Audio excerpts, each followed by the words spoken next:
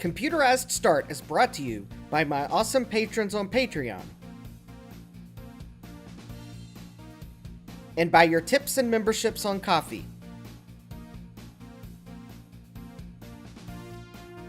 These and other channel supporters make my live streams possible. You too can become a channel supporter with tiers starting at just $1. And as always, thank you for all your support, including sharing, chatting, liking, and subscribing. Now roll that famous logo animation!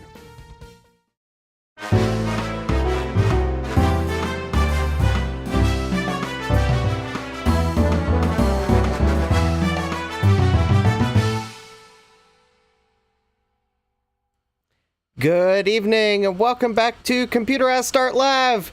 I am your host, Justin D. Morgan, and I didn't have a meeting that I wanted to go to tonight, so I was able to start on time, and yes, the trash is out on the curb, so we don't even have to worry about that. Let's see here who we have in the chat. We have Jack68K. Hi, Jack. We have Kibbs with Retro. Hi, Kibbs. We have Dave's Vintage Apple Tech. Hi, Dave. We have Jeremy's Vintage Hillbilly Shack. Hi, Jeremy. We have Gut Bomb. Hi, Jason. Gut Bomb says Justin Palooza. I can't read sometimes. We also have Thomas Armstrong. Eep. Hi, Thomas. We have SadMac356. Eep. Hi, SadMac. We have Mike's Future Retro. Hi, Mike. We have I8386SX. Hi, Jesse. All right, let's see here. Also, Kib says evening. Also, ew, I need to fix this TV's contrast. All right, let's see here. Well, I've got the coffee goal. Link is in the description. Yeah, you can see it's moving slowly, but surely. All right, let's see here. Other channel announcements. All right, I plan to be at the computer meetup at the Chantilly Library Sunday afternoon. And I will try to join Dave's stream from my cell phone if I can while I'm there. Please note that I do not have 5G service. I do not have a 5G cell phone. My bandwidth may be limited because I don't know if the library has enough Wi-Fi for all the nerds that'll be there. But I'll try nevertheless.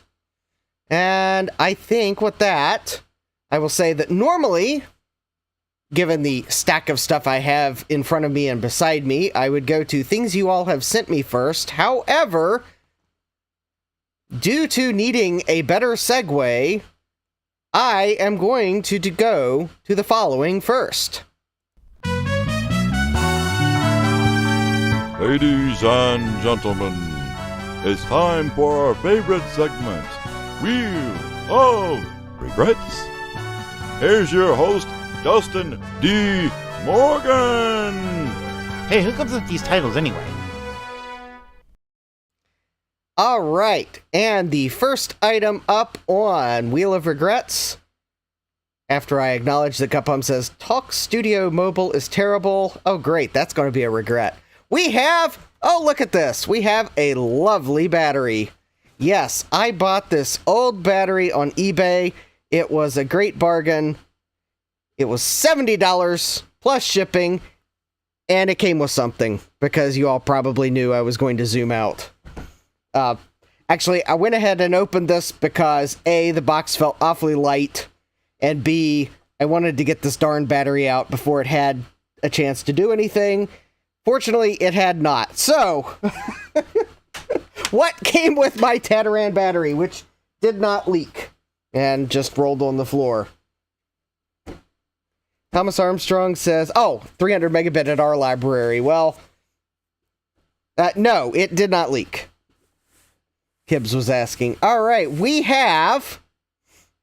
Does anyone want to take a guess as to what this is?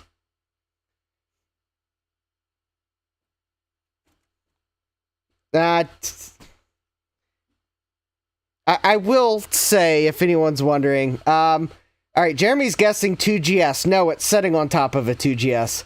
Dave says it's a Mac. Thomas Armstrong thinks it's an LC, and you would be close, Thomas. You would be very close. No, it is not an... Ah, there we go. Sadmax says, is that an LC? But Gutbomb says, looks like a 2SI. Yes. We have a Macintosh 2SI. Because I'm crazy. And, yeah, it's Kim says it's more like squishing the GS. Actually, these are actually lighter than I thought they'd be. But anyways... I'm hoping I got a decent deal because,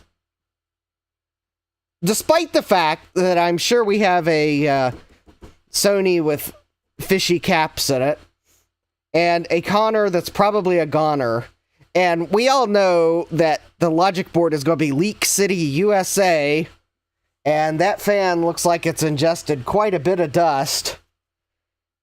I'm just glad that this thing is no longer the personal property of whoever this is.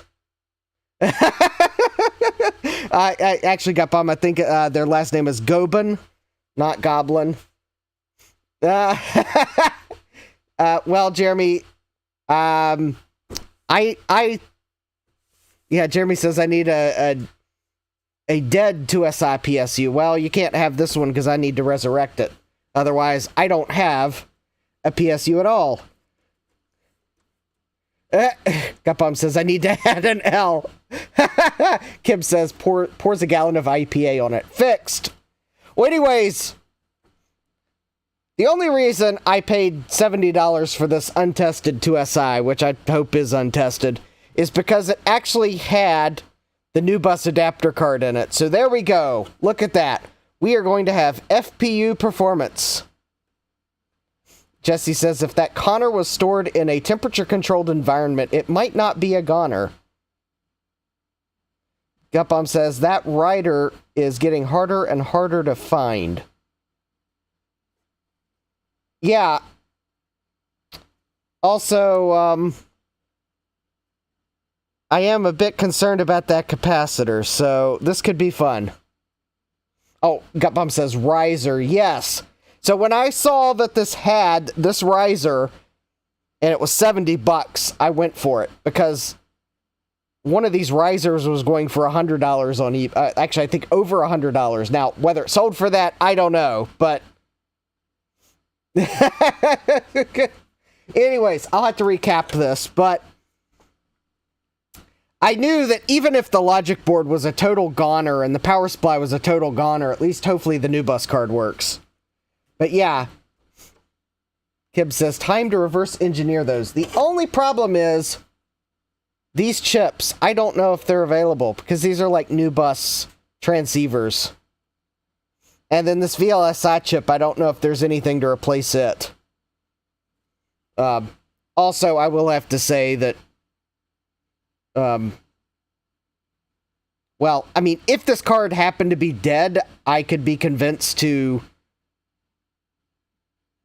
see if it could be used for reverse engineering, but if it works, well, if it works, I'm going to put it to use. But anyways, I am a bit concerned about this area of the board. I believe this is the power-up circuits down here. This part of the board does look really gross, but unfortunately, that is not the purpose of this live stream, so we're not really going to have a chance to do much with that. Yeah, you could probably replace it with an FPGA, but I don't know. I'm not an FPGA expert, so... Gutbomb says, it's not worth reverse engineering, the 2SI sucks. Well, now, not every Mac could be a winner. And yeah, the 2SI sucked. It definitely was a loser. Because it lost everything the 2CI had going for it. All in the name of cost reduction. Jeremy says, I hope Kai is doing okay with getting the 2SI reloaded board going. I hope I don't have to go to a reloaded board, because I like getting the original boards working. Maybe that's the way I'll phrase it. If I had to reload it, fine. I'm hoping I can save it. At least the battery didn't leak. And I removed the battery, so it won't leak. At some point, I'll probably pull the board, remove the caps, and ultrasonically clean it, so at least I can save it for Macintosh. Power supply, too. Jeremy says, Jack and I supplied specimens for that project. Well, my optimistic side says I'll be able to save this one from being another specimen. My pessimistic side says I will blow my budget on this project if I had to use a reloaded board.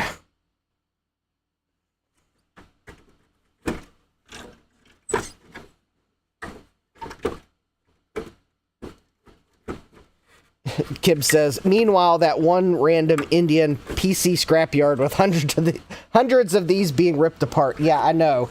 Somewhere these are being scrapped for scrap's sake.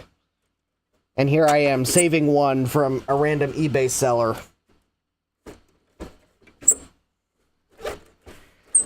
I like the reloaded projects, but I find it a bit harder to have nostalgia over recreated things, because there's just something that's not the same, although I will admit that having a reloaded board in one of these is better than not being able to use it at all. Hi, Retro Techie, welcome!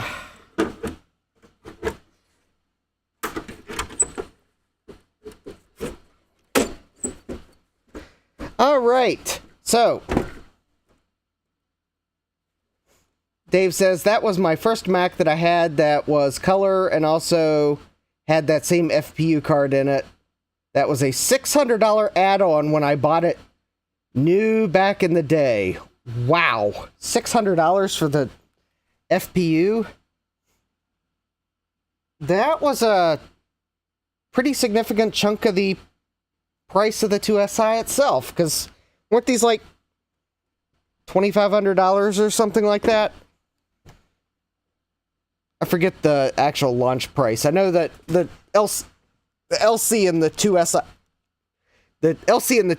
launched at the same time.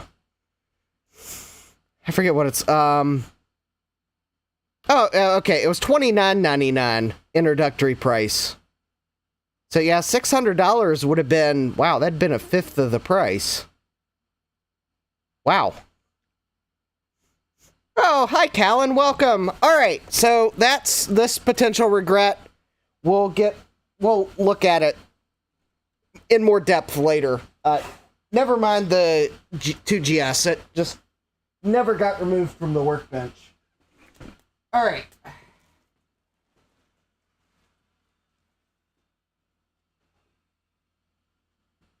Let's see here. Maybe I should go ahead and go to this potential regret next.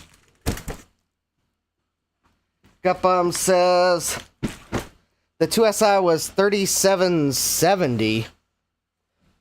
Well, in $1990. Wait. Well, Wikipedia says it started at $2,999. Although, I will admit, that could have been for a very unpopular config, like useless.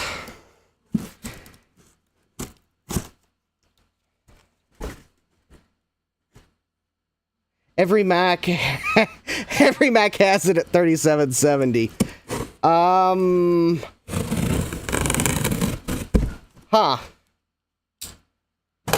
Maybe $29.99 was like without a hard drive or something, which would kind of be somewhat useless.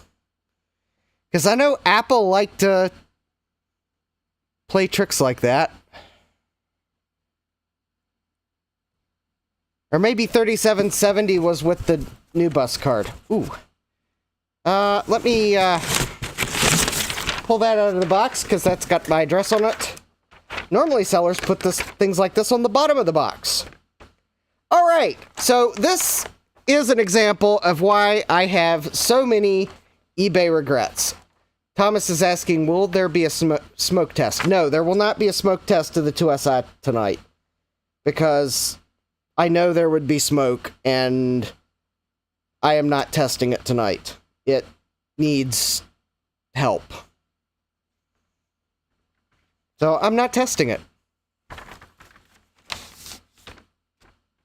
All right. This is an example of why I have so many eBay regrets. Dave will have to dig through old receipts to find out what he paid for the whole system. All right. So, I want you all to know, this is how I get eBay regrets. So, I bought this large box. What's in this large box? It was $8.63 and 46 cents sales tax. So, the order total was $9.09. Also, it looks like the seller did not print the invoice, but they printed their sales view of this item. So I can see that the seller received $9.09 less the 46 cents in sales tax that I paid because eBay handles that, less $1.49 in transaction fees, less 45-cent ad fee. So apparently I managed to follow this through a promoted listing. So they earned $6.69 on this item. Mind you, this had free shipping, so this is going to be before the shipping label.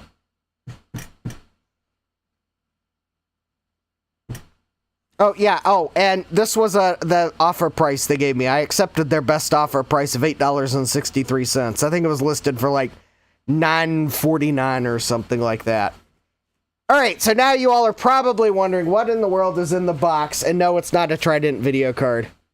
Yeah, Jesse says eBay nails the shipper on selling fees. Well, I think they used their FedEx account to ship this because it's got a FedEx label on it, and I'm not convinced that it's an eBay label. It could be, but it says on it bill sender, so I'm kind of thinking that they may have actually used their FedEx account. Gutbomb says, if that's a Vic 20, Thomas says they must have a good accountant. Actually, I suspect their accountant would have told them to sell it for a bit more. I'm thinking this might have been an item that was in their death pile.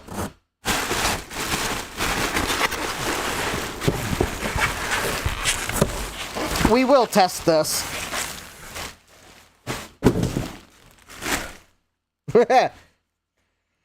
Well, Gutbomb, if this was a Vic 20, could you have blamed me for buying it for $9 or $9.09? I'm just thinking this must have been an item that wasn't selling.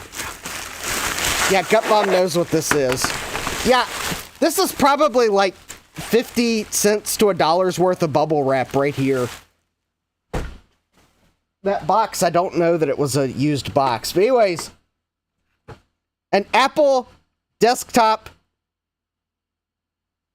bus keyboard, specifically an Apple design keyboard.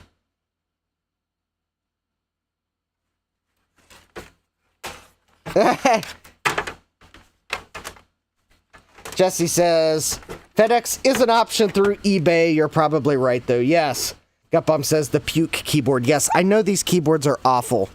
But we are going to test this right now through the magic of I can plug it into the Apple II GS. That I need to turn on the smart outlet on first. I don't know. I don't remember the seller listing it as tested, so this may actually not even work. But without further ado,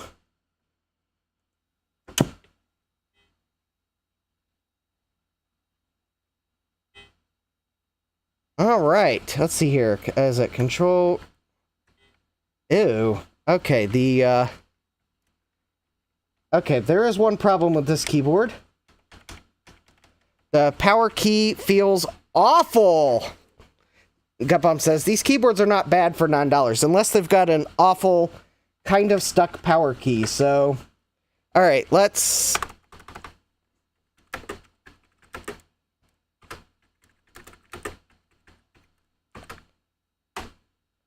20 print, not really.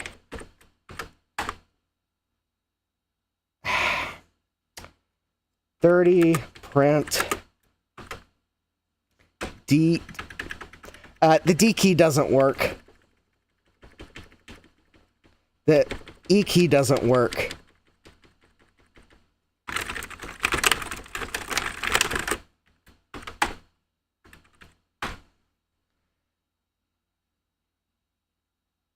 Oh.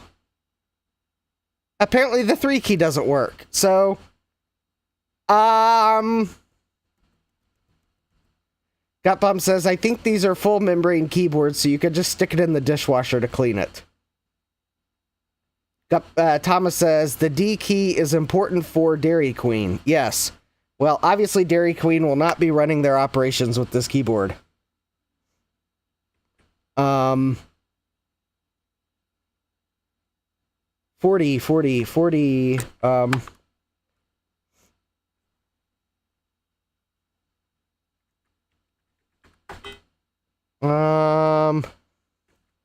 Oh, the C key and the C key doesn't work.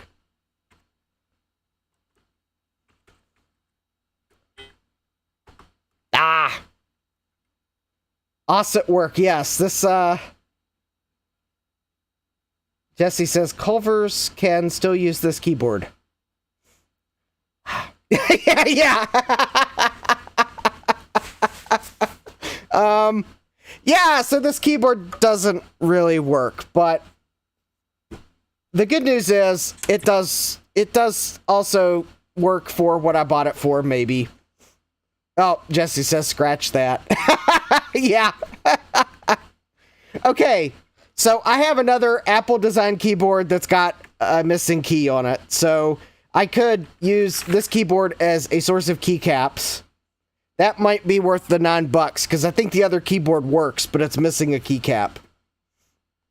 Also, there was an open source project I found that you can take the microcontroller from one of these keyboards, if it's the right version. I do not know if this is the right version, and I can't find the project, so I got to figure out what it was and try to find it again. That you'd order a PCB, and using that PCB and the microcontroller from one of these keyboards, and a specific mechanical keyboard kit, you could build a, like, 60% mechanical keyboard that would work on ADB. So, for the $9, I thought that, well, worst case, I have an ADB cable, which works, and it's actually an Apple gray one. So, right there, that's part of the value. It has a full set of keycaps, even though they are somewhat dirty. So there's some value. The case is in decent shape, so I could use it for repairing keyboards. And if this has the right version of the microcontroller in it, and I can find that open source project, well, guess what? I can use it to do that project, and maybe I can repair it. So I think for $9, I'm not really regretting it. It's probably more of a regret when that eBay seller tries to explain to their accountant why they sold it for a loss. Gutbomb says, it's not very yellow. No, it doesn't look very yellow at all. So, let's go to the next potential regret. And for that, we have this manila envelope.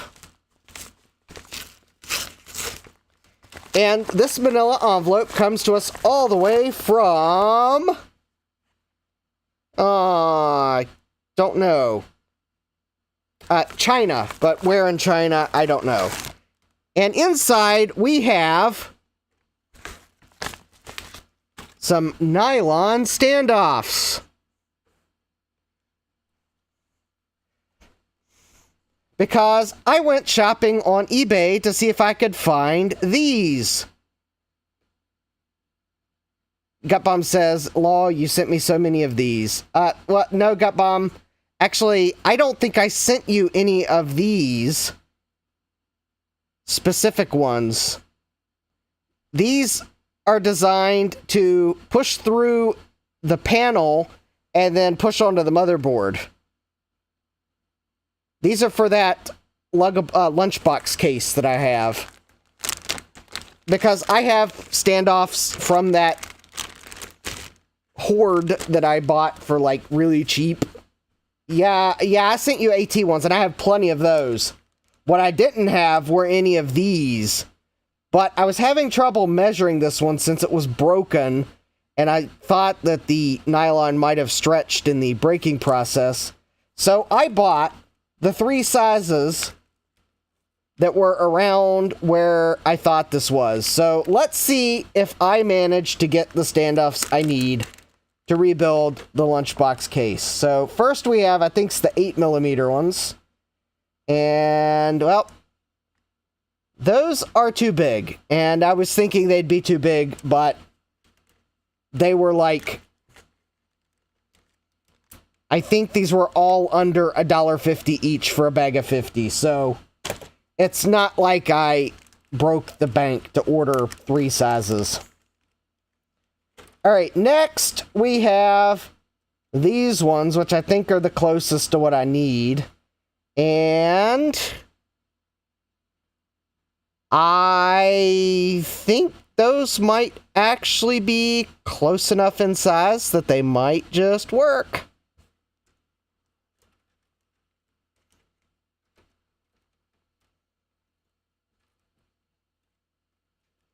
All right, but there is one more size, the 5mm ones. And, well, I think those might be too short. So it looks like the 6mm ones are the closest I can find. So, all right. So I guess when I get back to the lunchbox PC, I have standoffs. I can try to put a motherboard in it. And I think I spent, like, for all those standoffs, because I wanted to make sure I got them in one order, I spent $4.45 total.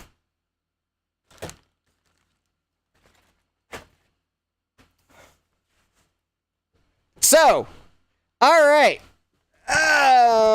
Nope, we will go to, that's not an eBay purchase, so we'll go to the next eBay purchase first. And that would be this box right here. All right. Don't forget, as I pull boxes on the bench, you may feel free to guess what's in them. And Gutbomb, you don't have to worry. This box is too small to be a VIC-20. I promise you, I won't buy another VIC-20 unless I have a good reason to buy another VIC-20. Gutbomb's like, yeah, that was a non-promise. Gutbomb says, laugh bees.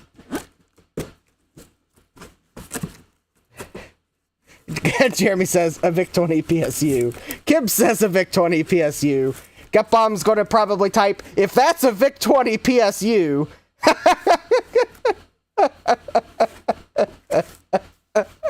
Or he's going to type what you said, because that's shorter. Gutbomb says, lol, VIC-20 PSU. All right. We have 2 items. So, item number 1 and... item number 2. I have a feeling Jeremy is probably going to say, I think I know what that is. Kib says bubble wrap. Yes, I bought bubble wrap, and it came with some items. So the item that I probably needed less, but was like, well, it won't cost me any more in shipping. They weren't selling it for, like, a bad price. I bought some SD-RAM. I think these are 256 megabyte PC133 SD-RAM modules.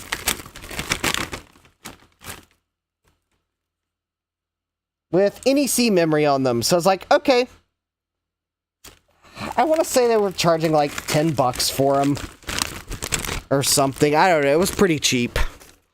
So I went ahead and picked those up. Because actually, I think they might actually work with this. Because Jeremy was probably going to say, did you buy another one of those 486 motherboards? No, I didn't. But you would be close. Now, this might actually be a regret, and I suspect you all might actually convince me to test this someday soon. I don't really want to drag up what I need to test this onto the bench right now because I have a 2GS in the way. But I was searching eBay for a motherboard. Gapom says, test it tonight. Alright, we might test it tonight. Oh, I think I've got the right processor sitting beside me. So yeah, maybe we can test it tonight. So I was looking for motherboards for the lunchbox enclosure. And I found this one. It was like $12. So you knew I had to buy it, even if for the regret factor. We have a VX Pro chipset. Yeah, you know that you have a high quality motherboard when you, oh, excuse me, a VX Pro Plus chipset. Someone paid for the upgrade. Probably means there's no ads or something like that. A VX Pro Plus chipset. Did this count for the Wheel of Regret? Yeah, this is a potential regret. Well, okay, we'll test it. Everyone's saying test it tonight, test it tonight. I don't think it will actually go into the lunchbox enclosure because I think this capacitor's in the way. And I think actually the edge of the socket's in the way. Yeah, that was an ADB, that was an Apple design keyboard. Alright, we'll test this tonight, because it could be fun. We'll have to put a battery in it, probably. Alright, let's test it. Mike says, I have a dead Apple design keyboard too that needs troubleshooting. Well, if I can sometime collect data from one of mine to help you fix yours, let me know. I can definitely open up a working one of the correct revision if I've got it, and I can get you some data points.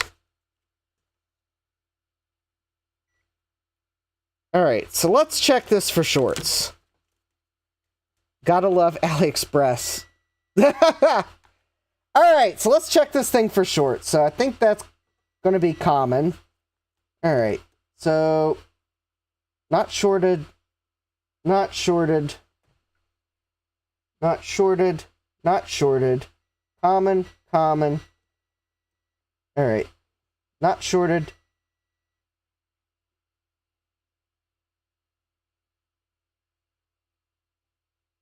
That was like briefly shorted, but I may have touched something I shouldn't have. Okay, it doesn't look like it's shorted, so... Oh. Few of the heat sinks to hold downs. Ah. Alright, so it's not shorted. So... Let's test it. It's a Socket 7 motherboard. I suspect it's configured with the BIOS because I sure don't see any jumper settings on it. Oh wait, there are jumper settings. No wonder I don't see jumper settings. You know you have a high-quality motherboard when someone's pulled all the jumpers off of it. Arrgh! I hope you all realize that was a sarcastic comment. That probably means that we're not going to have a fun time here, because first, I have to find jumpers. Because we have to jumper the board. And then next, we're going to hook it up to power. and I'll put a CPU on it, and then we'll power it up, and there's a greater chance that it's just not going to work. Gutbump says, maybe they needed jumpers for something else. Yeah. Maybe they did. Alright, let me find this board on the retro web so I can figure out what needs to be jumpered. I didn't realize it needed jumpers. Because it's kind of hard in eBay photos to see that there actually are jumpers. You know, maybe I should look at the pictures on eBay to make sure they didn't pull the jumpers off after they took the auction photos, because that'd be downright lame. Alright, so let's see here. So we have 3 ISA and 4 PCI, and we have a chipset that... Is it even going to be in the list? So 80... not 92. 82...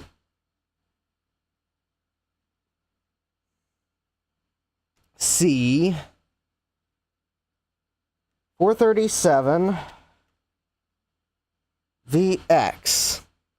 Well, that didn't find anything. All right, PC 82C 437.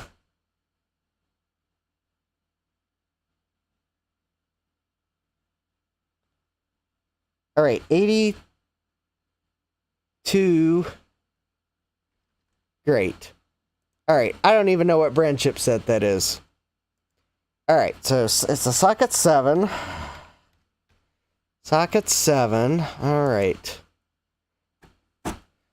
Expansion slot. So we have 3 ISA. And we have 4 PCI. RAM type. Alright, we got 72 pins EDO probably. And we have 168 pin.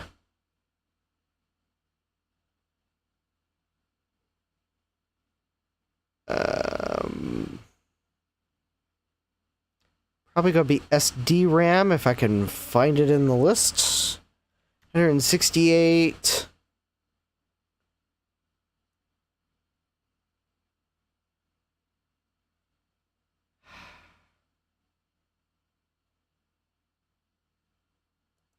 Okay, I can't find one of them. Alright. Search. How many motherboards could there be? Oh, way too many. Alright. It is an award BIOS according to the label. Jeremy says, that board screams Gigabyte or the PC chips lottery. Gibbs is asking fake or real cache. It does look like it has real cache.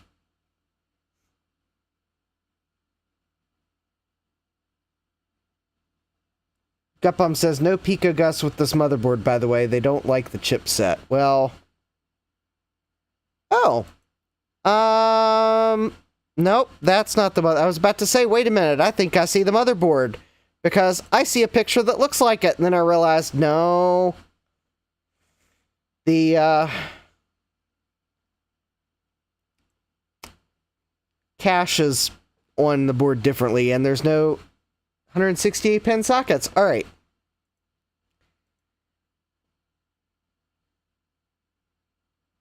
Nope, that's not it. Wrong chipset. Alright, let's try again. If anyone finds it, Gutbomb says, is there a marking on the back?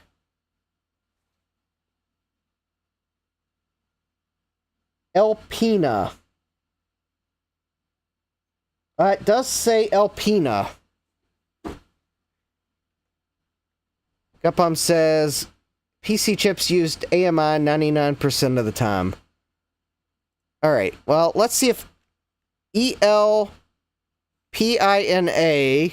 is a manufacturer.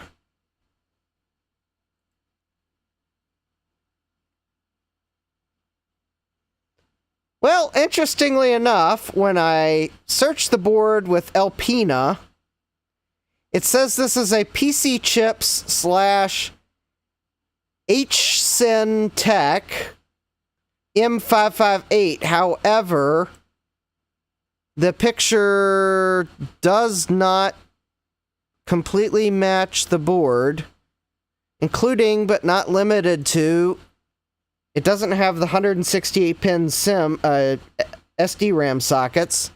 Oh, and that has the wrong chipset. Okay, so that cannot be that PC chip's board.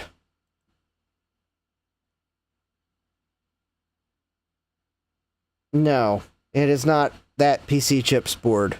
We will have to try again. It is so close, though. Unfortunately... Oh, interesting. The board that's on the RetroWeb has a Ryzen MP6 processor on it. And the reason I say that's interesting is because of the processor in the bump bar. Alright, so...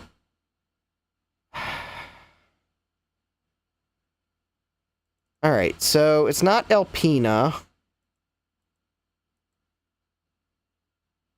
Great, I want to... Alright, let's try again. How about let me say that it's got 3 ISA slots and 4 PCI slots. And I'm not even going to give it the socket type because maybe the RetroWeb has the wrong socket type for the board. Gutbomb says he found it. Alright. Oh, interesting. 82C. Ooh.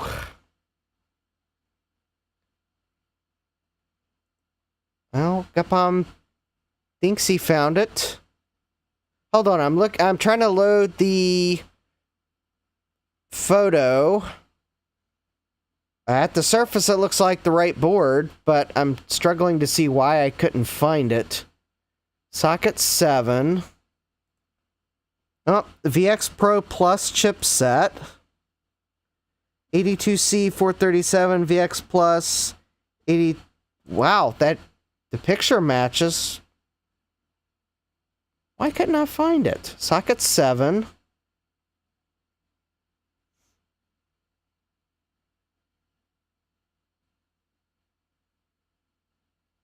Three. Huh. Interesting. Well, Gutbomb found it. That is right. Jeremy says, I remember the VX Pro chipset being PC chips now. Yeah, it is actually, the chipset is actually a VIA 82C 580 VPX chipset, but it was rebranded as the PC chips / HSynTech, HSIN. I have no idea how you're supposed to pronounce that. I suspect in the Chinese that's transliterated from, there's probably a vowel between the H and the S. Or the H is silent, so maybe it's SynTech. VX Pro Plus. Kib says, well, it has awful soldering, yeah.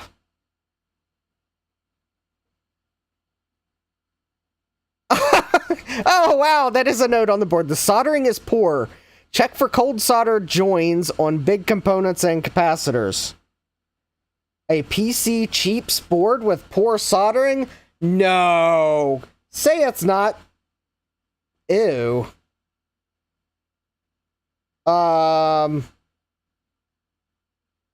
What in the world? Surely this is not what the RetroWeb was talking about. We will not be powering this board up tonight. No. Because it looks like someone has...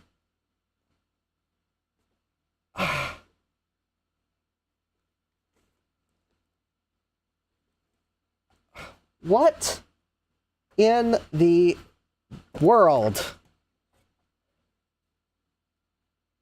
Surely this is not what the RetroWeb was talking about by poor soldering. Okay, these are like solder blobs that are just completely falling off the board, but where were they originally?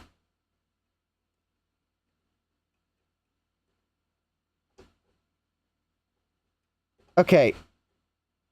Tell me someone has had a stab at reworking this board Without telling me someone has had a stab at reworking this board, or the solder is just that poor that it, like, spontaneously created solder balls? No. We are not going to be powering this board up tonight. In fact,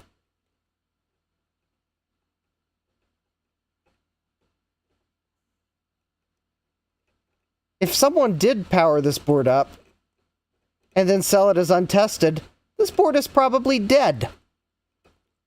Or at the very least, whatever they tried to test it with.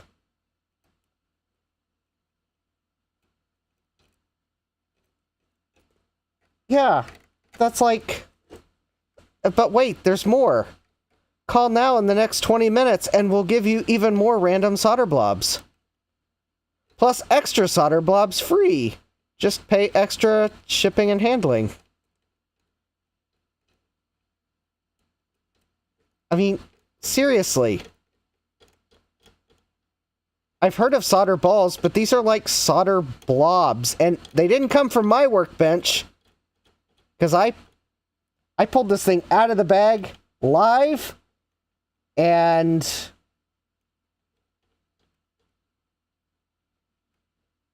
yeah, that's like... I don't... Kib says their house was set on fire and this survived. And Gutbomb's lamenting, we missed an opportunity to see smoke. Kib says PC chips happened, yeah. I'm gonna have to, like, probably go over this entire board and look for solder blobs on the backside of it. In fact, I'm probably going to have to look for solder blobs in the slots, too.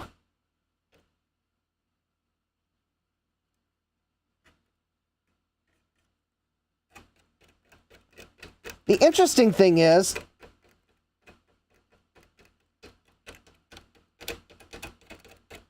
alright, well, if I can scrape them all off, then maybe we can still test the board, but I gotta have confidence we scraped them all off.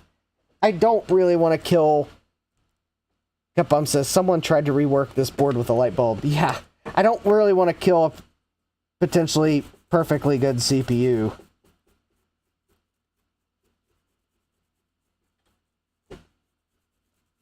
Yeah, there's still solder blobs on this board.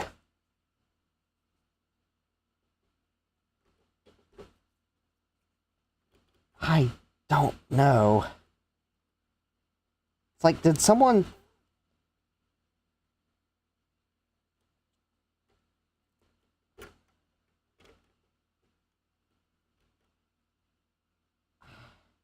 The thing is, I don't see any flux on this board. But yet, quite clearly, those are solder blobs. I don't. That is a first. Signs of rework without the signs of rework that I would have thought you would have seen. Alright, well, I guess I can test for shorts again, but... Gutbomb says, it's almost like they used low-melt solder. Yeah. I'll have to dump those in my trash can. The thing is, I don't see any signs that someone actually replaced a slot. That all looks factory. And yet there's solder blobs on it.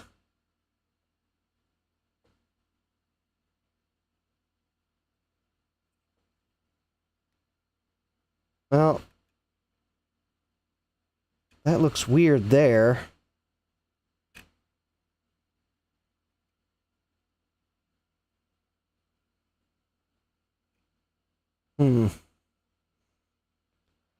Well, what do I get for 12 bucks? Kib says... Jeremy says, maybe someone did some solder work on something that was perched on the backside? Maybe. Someone flicked their soldering iron and the target was that board. Yeah. Alright, well, normally I would keep an anti-static bag, but considering I don't know where those solder blobs came from, I will, out of an abundance of caution, toss this anti-static bag in the trash can.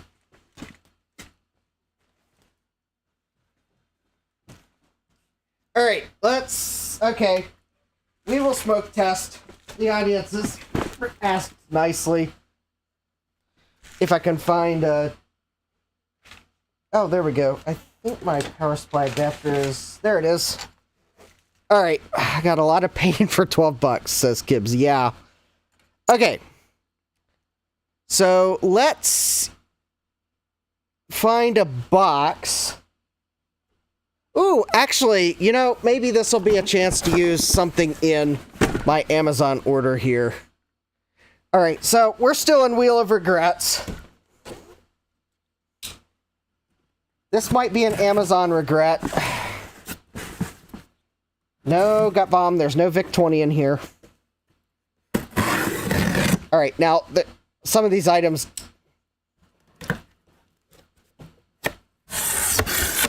Okay, this is not sponsored at all because no one has ever offered to send me a sponsored item like this. I bought this with my own money. Now, why is it a potential regret, though? Because it cost $130. But I bought a thermal camera.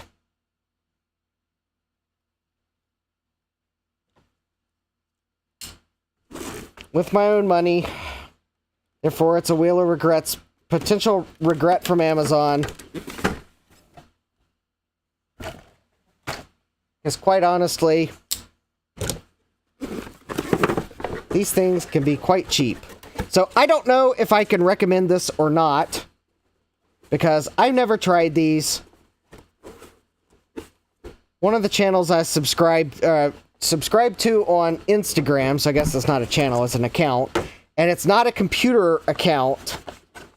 So, but they had one of these for doing work around their house and had posted that there was a coupon code on it to bring it down to like 130 bucks. So I was like, okay, I'll bite. It might be a regret. Kib says Adrian's had a nicer box. Yeah, Callan says useful tool, no regrets unless it sucks. Yeah.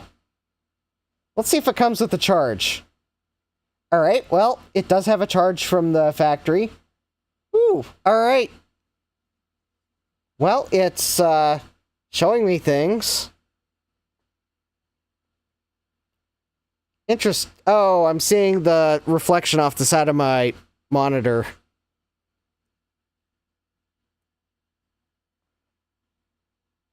Interesting. Alright. Well, I mean, it is showing me data. Alright, we'll do the peel, because if I'm going to show you things, we need to do the peel. Alright, does this, like, take pictures or something? Oh, no, it's got a little laser pointer on. Oh, that's for a laser pointer. Oh, no, actually, it did, take pictures.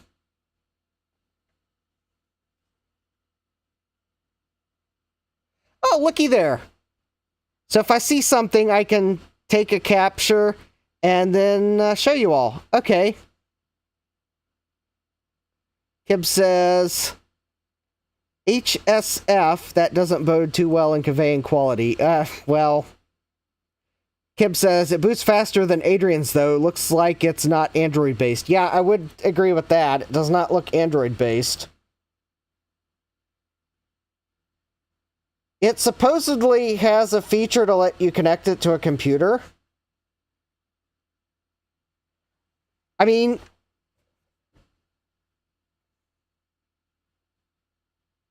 so far, I'm impressed. It did boot faster than Adrian's, and I think it cost less than the one Adrian showed off. Doesn't have very high resolution. It does have USB-C, so that's a benefit. It's kind of an awkward placement to be able to, like, plug it in and stream video from it, but Alright, so I guess I need a longer USB-C cable to stream video from it into OBS. I'll try that later.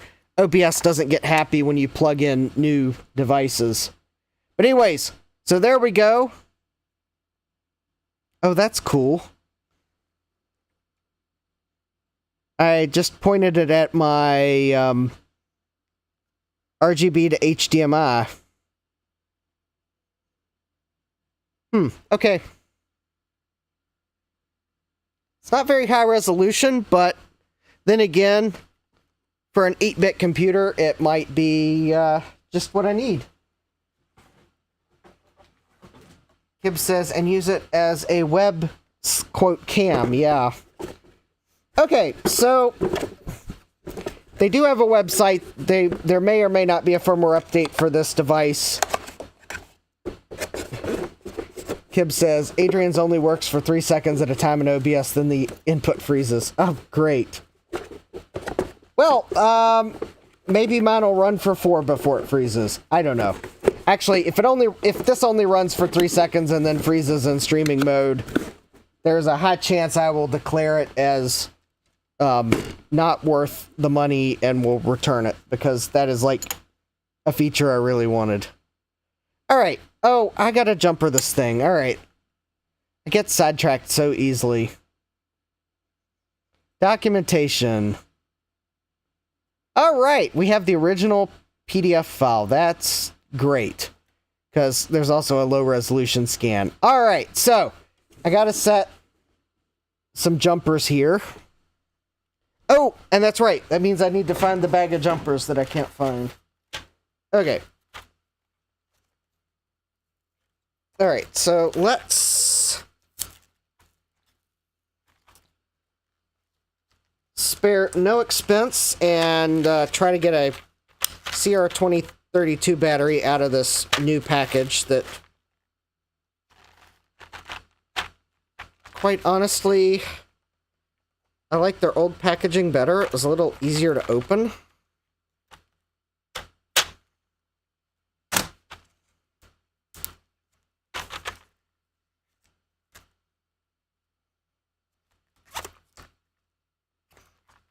Okay. I think they went cheap on their coin cell packaging. There we go. Oh, well, that's neat.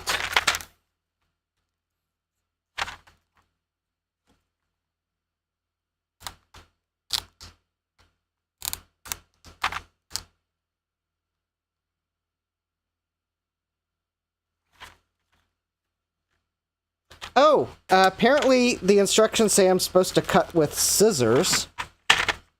Oh, I don't have any scissors down here, so I will cut where indicated with a utility knife.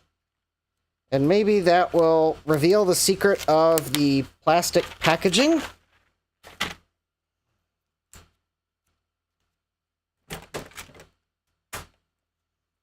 And I'm wasting time opening a new battery, so that maybe in the process I can spot the bag of jumpers that I'm looking for. They are green, therefore they should not be hiding, but they are, which might mean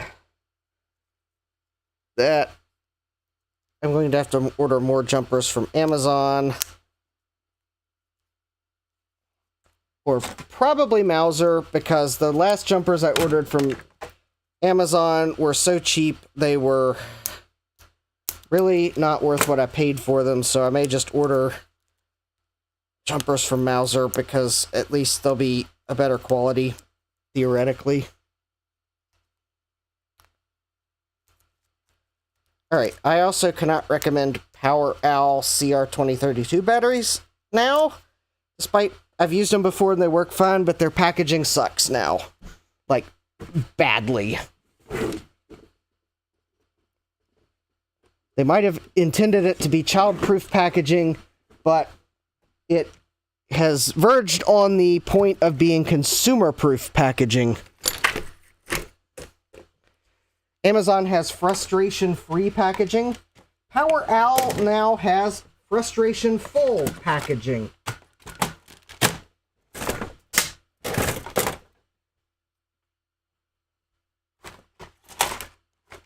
maybe if I'd used the scissors that the packaging seemed to indicate I needed to use, it might have opened better. All right, now, where did the bag of jumpers go? Oh, there they are. All right, I will get my screen to where I can see the chat here in a moment.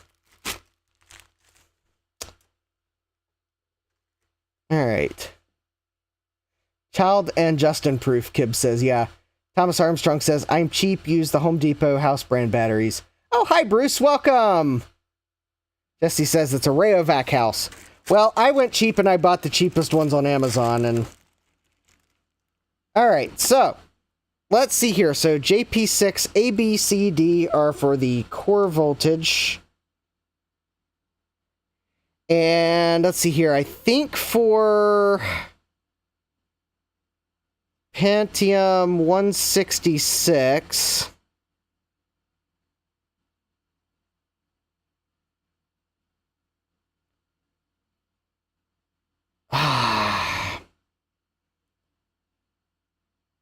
Alright. Which I think actually, it's non-MMX, so actually it's going to make it a P54C. So actually I don't think that jumper's needed. Let me see here. So JP9 is, I think, this one here. So that means for P54C, I need that.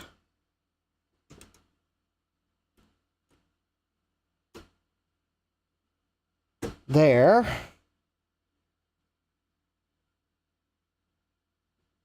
I think that was the right one.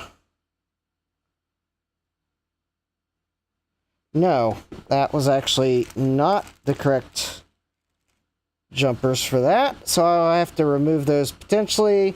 Those are actually right here.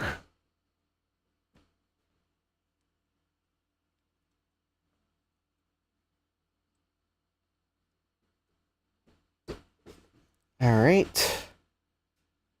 JP2 is DRAM voltage. Oh, that's by the DRAM module. So...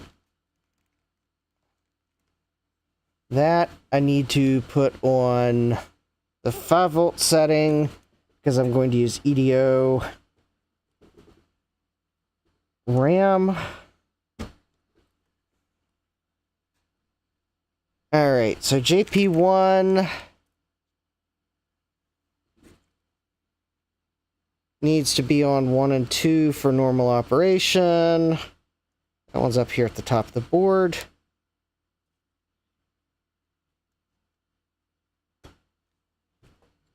Ah, okay, those jumpers there are... that's JP5. And did I happen to set that right? No, of course not. Alright.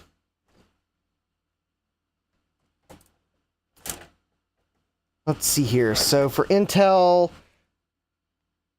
no, I did set that right. Because I need 2.5. Because I'm going to put a 166 in it. Okay, I did accidentally set that right. Excellent.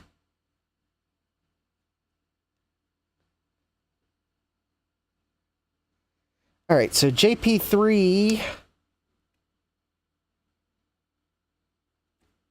D needs to be 1 and 2, because that's for PCI clock, CPU divided by 2. Alright. So JP3 A, B, and C, I need 66, so that's going to be 2 and 3, 1 and 2, 2 and 3. This board can allegedly do 75 and 83 megahertz. Oh, 75 megahertz, excuse me. I don't think it will do 83. I'm not sure it would do 75. I don't remember these boards being that stable at 75 even back in the day. It's kind of hit or miss.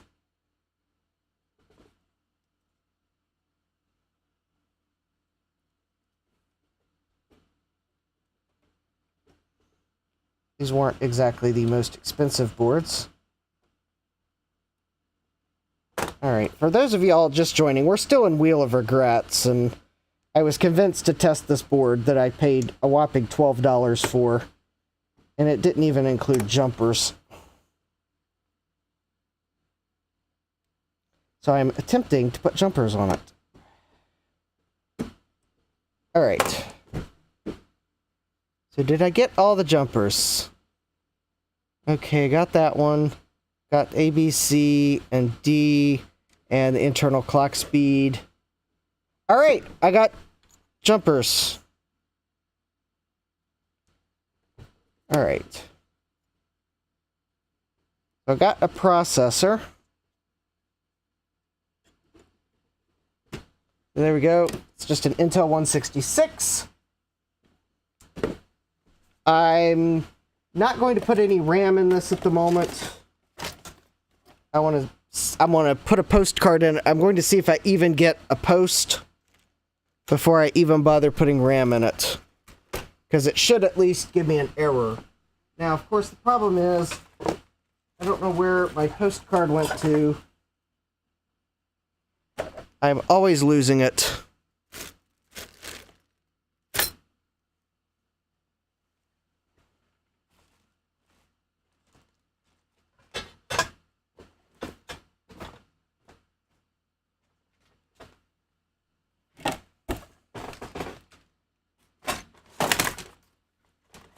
There we go. Alright, so I'm going to put it in PCI slot so that I can read the numbers. We will hook the speaker up to the speaker. Alright, going to put the power supply.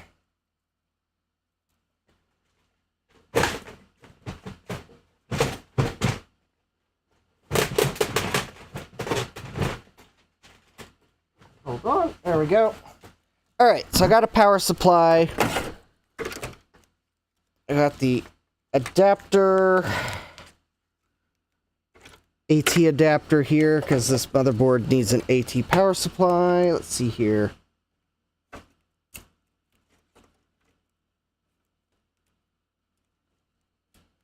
Alright.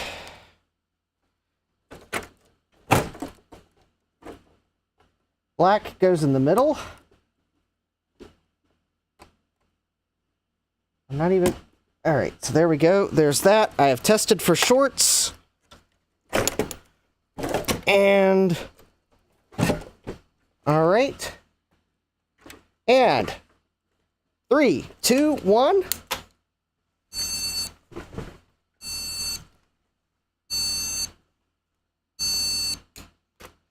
Wow! We have some beep codes! That... Jesse says the shorts are free, yeah. It had some solder blobs on it that I had to pry off. Alright, I don't know which bank is which necessarily. I'm going to presume, though, that the RAM will probably be fine if I put it in the first two slots. 1 and 2. There we go. Alright, so hopefully this will fix those beeps. It was postcode 81 that it was complaining at, which... Alright. Oh. Wait a minute. Wait a minute. That's... Beep, beep, beep, beep. That's video card usually.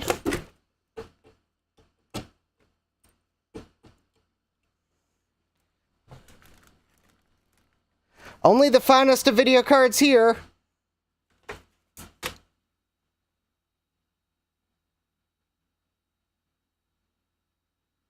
No way. No way.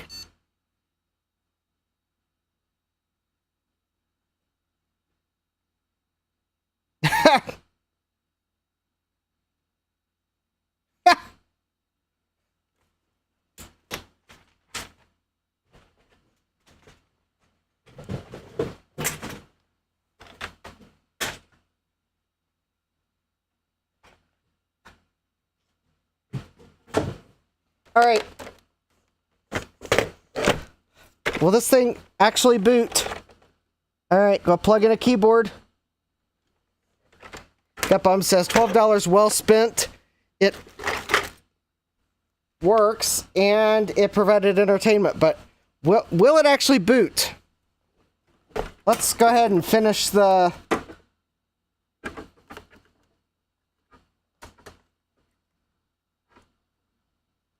Oh, it's not gonna... Oh, wait, no, that cable should fit. There's no... Hold on. Wait, why is that not going in? Hold, please, while I try to figure out why the IDE cable won't go in. There's... The cable does not have a key in it. It's like... Oh, there we go. I just had something slightly misaligned, apparently. Alright, let's plug in power. Let's plug in an SD card, or compact flash card.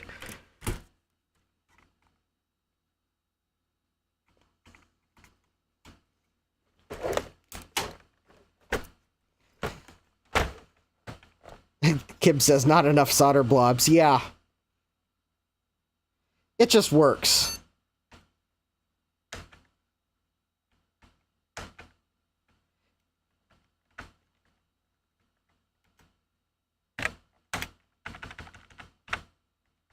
Standard CMOS setup, that's all good. We'll leave that date. BIOS features. Yeah, that's probably fine. Chipset features. That's probably fine. Power management's off. That's good. We don't have a plug-and-play OS, so we'll put that there.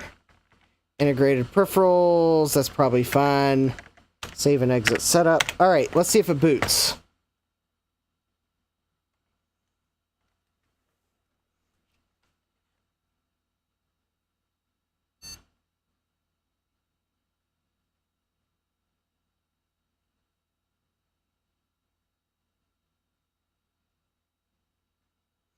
Okay, the CPU is a little bit toasty. I should probably...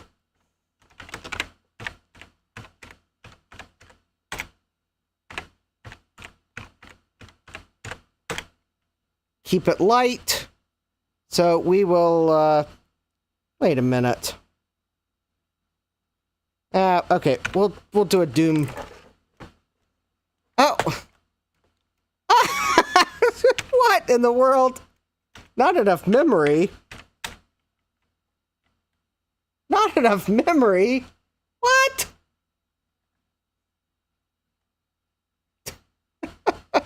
Okay, so, alright, I'm not going to debug that. This is the compact flash card I was trying to use to boot the bump bar. Obviously, something I've set in the config sys is probably made it so that I can't run Doom on this board. But anyways, this board works. That's amazing given how many solder blobs was on the bottom of it. So, yeah, now I guess new warning for eBay buyers of used motherboards. Check the bottom of your board for random solder blobs that don't belong.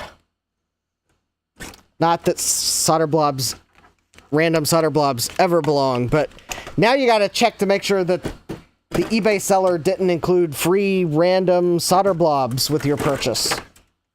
Now, did the eBay seller put them there? Maybe not. I mean, they could have been on the board from wherever they got it. But, alright, so the board that didn't have jumpers on it, didn't have a battery on it, didn't have RAM on it, didn't have a CPU on it, but it worked. And I didn't need my brand new thermal camera at all to look for hot chips, other than I did see how hot the CPU was getting, so I wasn't going to run it very long without a heatsink. So maybe we'll get to use the thermal camera later. Oh, also, there was one other thing that I did get from Amazon. If anyone's wondering. And I'm relieved to see that despite the fact that they thought they had to put it in a black bag, it is one of those IDE to SD card adapters, which I don't know if this one's any good. They all seem to be about the same, but at least it's got a QC passed sticker on it, so that means QC passed. Yeah, and Kibbs is saying, and I only saw them because the bad older joints warning on the retro web. Yeah, seriously. Okay, so I think that concludes Wheel of Regrets, unfortunately. Yeah, that's everything I had.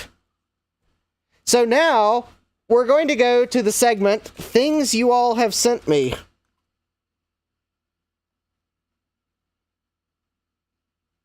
And I was going to try to shut my thermal camera off because I don't need it just wasting battery.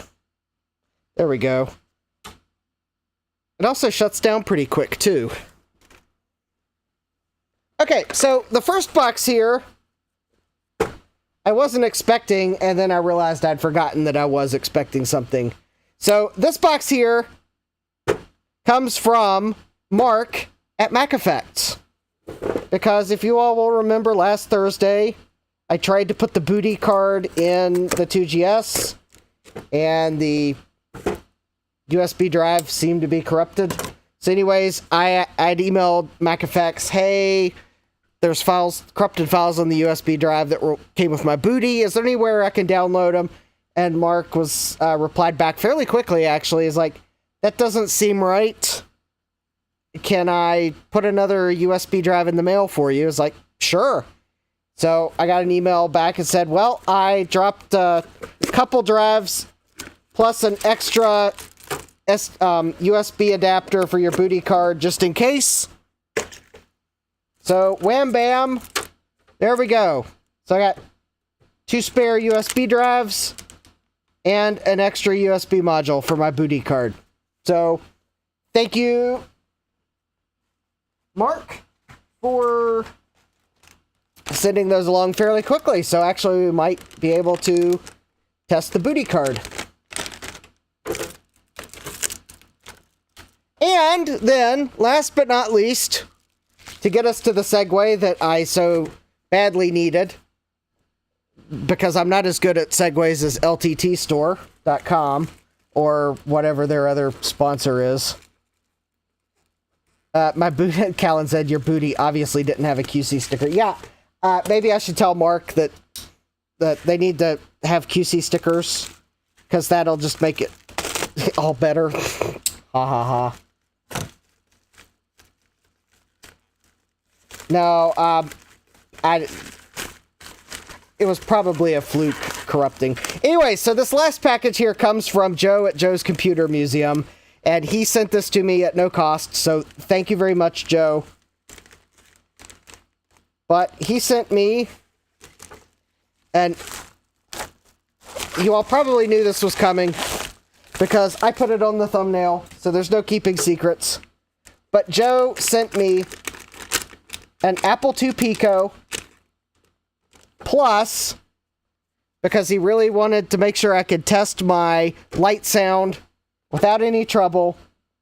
He made me an SD card, and this should have GSOS and Arkanoid on it. So we should be able to just plug this in, and hopefully it'll boot. So without further ado, let's try the Apple II Pico, because, yeah, I know, Joe is definitely great. He helps the community. So, if you want to check out one of these Apple II Picos, which are configurable, they don't have to act as a boot device, that they can, like, emulate several different cards, including, I think, the Z80 card. Then check them out at jcm-1.com. Someone will probably copy the link in the description for me. But anyways, Joe wanted to make sure that I could test my LiteSound, so he very graciously offered one of these, and I accepted. So, how easy are these to install? Well, I believe you would normally have to install firmware, but I suspect this already has firmware on it. So I'm just going to try it otherwise. And Joe included an SD card with a bootable image on it. Oh, you know, I should have probably pulled the note out of the envelope. And then you plug it in like this, with the end that says keyboard pointed towards where the keyboard would be for a normal user. I'm sure somewhere out there there's a non-normal user that puts their Apple II GS keyboard behind the computer for some reason. You want to put it to where a normal user would have the keyboard. Yeah. Make sure you put it the right way around, or you will be having a sad day. I'm just looking to see if Joe... Alright. Alright. It's just a packing slip. So, thank you, Joe. I do check. If you include a note in it, I will check to read it. But that's just the packing slip. It does have the note on it that says SD card with GSOS and Arkanoid on it. So, I'm pretty sure we'll have exactly that on it. Alright, so let me find my ADB keyboard, the one that I know works, because it's got the mouse attached to it. Alright, so...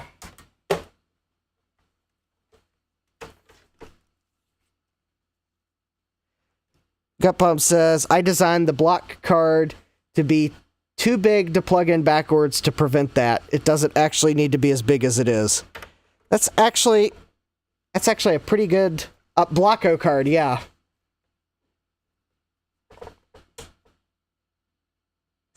Oh, actually, it helps a lot to plug the power supply into power before flipping the switch and expecting it to turn on. It is kind of funny how electronic devices want electricity.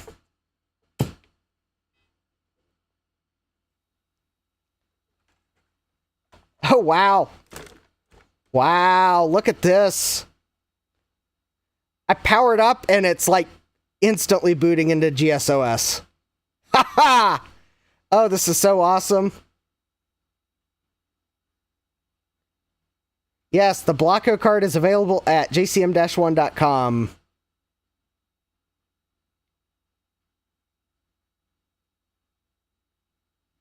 Okay. This is... Oh, we just had to wait for the desktop to load. Okay. Ah, look at this!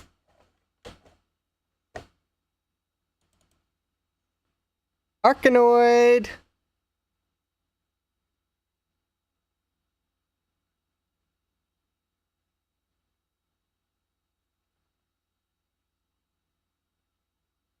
Okay. I was kind of expecting that I would hear sound.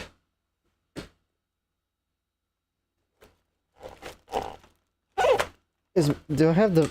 Oh. Well, I've got volume.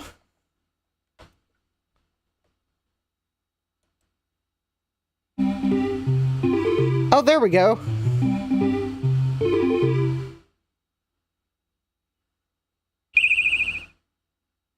Oh, wow.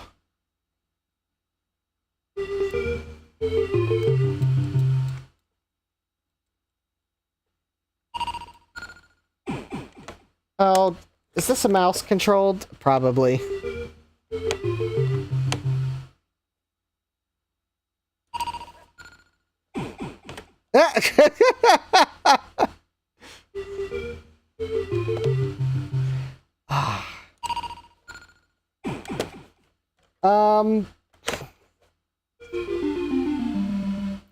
Yeah, I need to find something to put my mouse on. It's not rolling on my stainless steel workbench very well.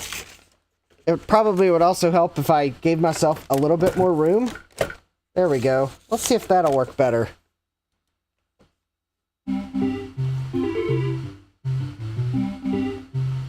It sounds really good.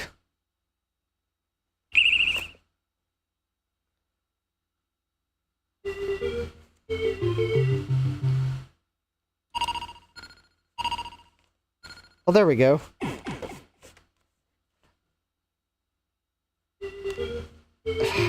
I need to find a better mouse.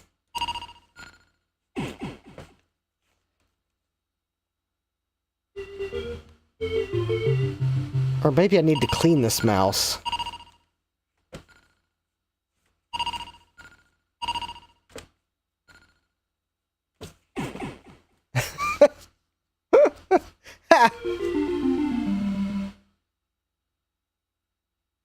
Jeremy says, ADB laser mouse, anyone? Well, if it works better than this mouse, I'd probably be all for it. Oh, yeah, this mouse needs clean. That's why I'm having trouble with it. Hold, please, while I scrape the crud off the wheels.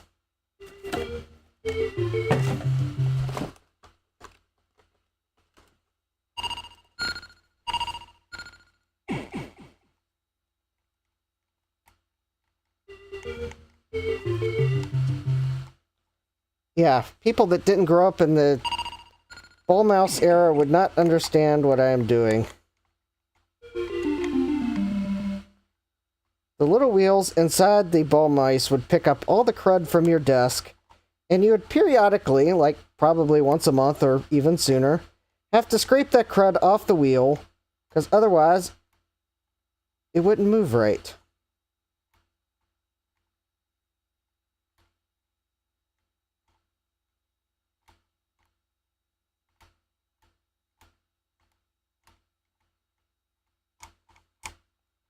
Alright, so there's one of the wheels. So we'll enjoy the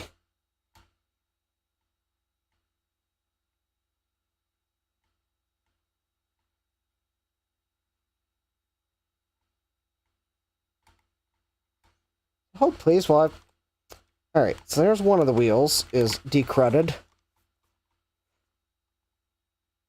We'll let the attract screen run here for a moment.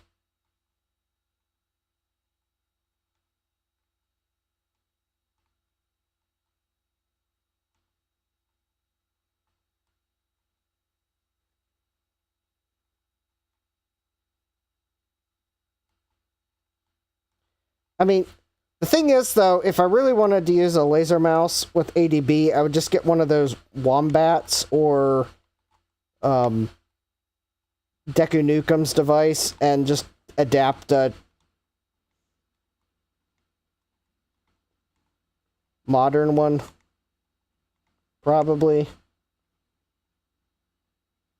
Only because it gets expensive buying a ball mouse for each platform that connects directly to it. Of course, the adapter boards for the Deku Nukem solution also get expensive to buy one for each of the platforms. Alright. There are a total of 3 wheels. I have decrudded 2 of them. So I'm on the last one now. I'm not doing this on camera because it's just gross.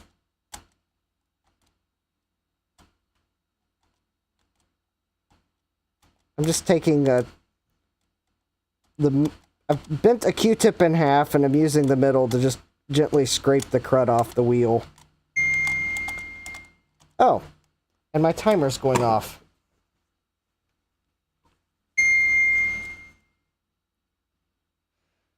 was not to remind me that it was 10:30, it was to remind me that maybe I wanted to check an eBay item before it ended. Oh. There's still 5 minutes before it ends. Alright. Alright, we're almost there. I'll let the music play here. Oh. Well, why didn't it play the music that time? Interesting.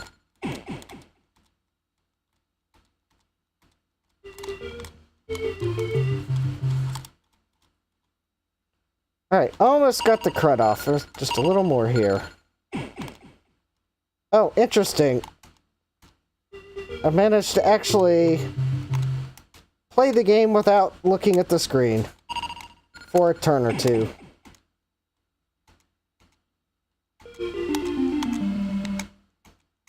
It does have stereo sound, so I can tell you the LiteSound is working, because I can hear sound coming out of both speakers, and that's pretty cool.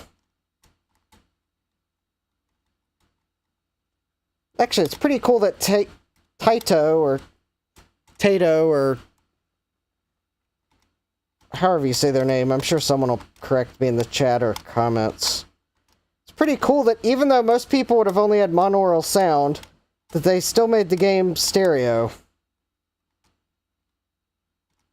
Of course, maybe that's because the LiteSound is a clone of other boards that were available back then to restore your stereo sound. Alright, let's see if that works any better.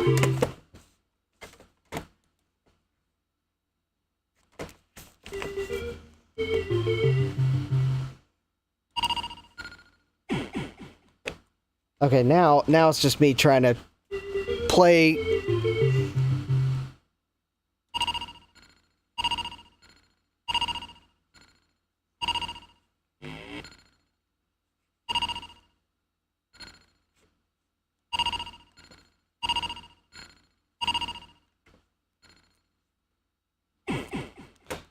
Oh, wow. See, a clean mouse really helps. I'm getting better. Maybe.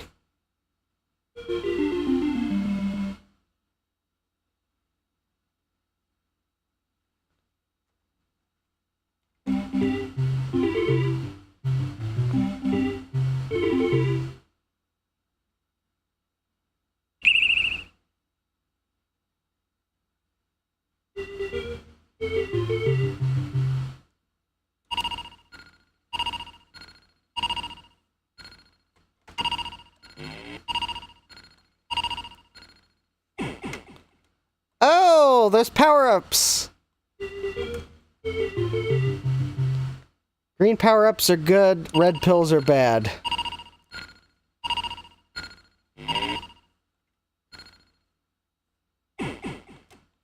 Actually, I think the blue ones are good too. It made the platform longer.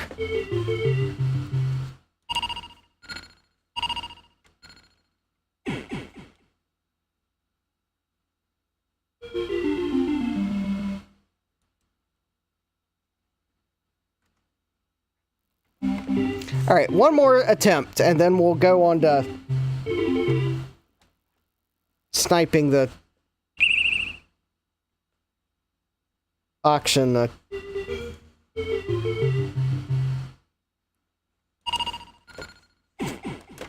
it's kind of hard to...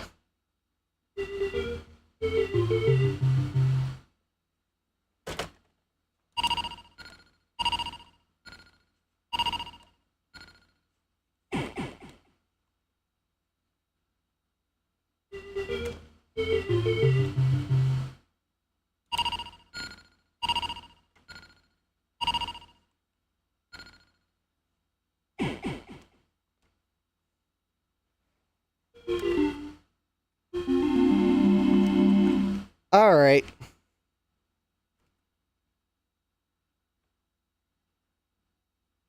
How are you supposed to quit this game?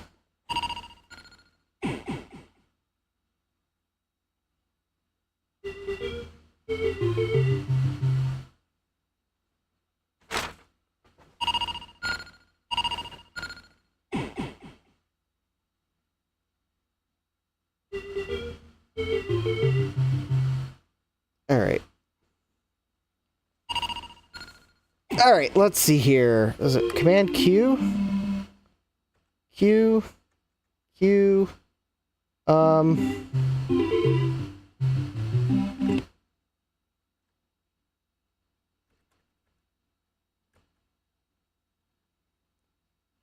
are you supposed to exit this game?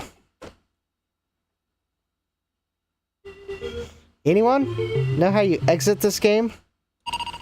Or is this one of those games that expects you to just That's lame.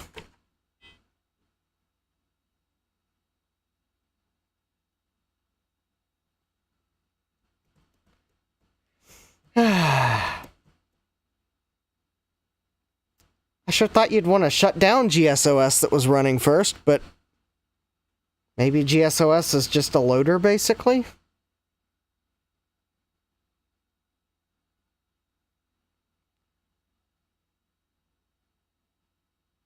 Anyways, this is cool. My A2 Pico, it's...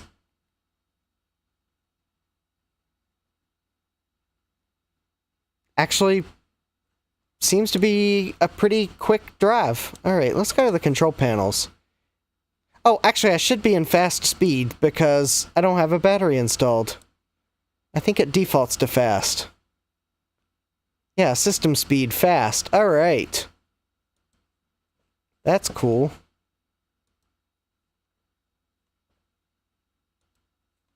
I wonder if there's anything else on this GSOS partition. Oh, no. I fell for those tricks last time. About this Apple IIgs. System software 603.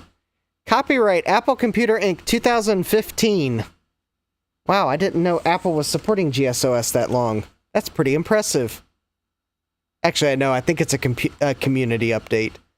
Total memory, 8,320K. Available, 7,397K.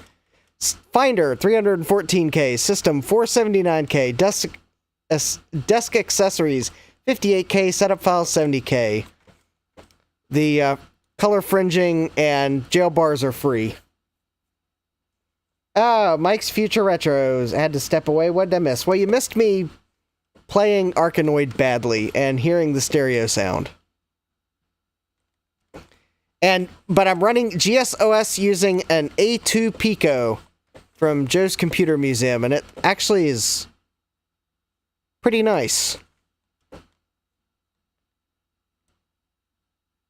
Alright, so we're going to shut down. Because, well, I would like to take a look at the BOOTI card I tried to use and see if I replace the USB card,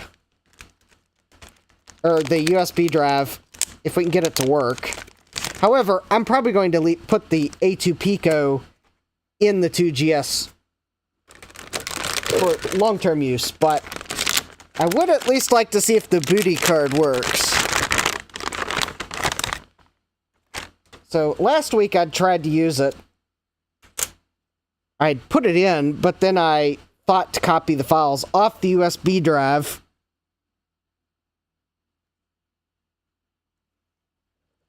And found that the files were corrupted.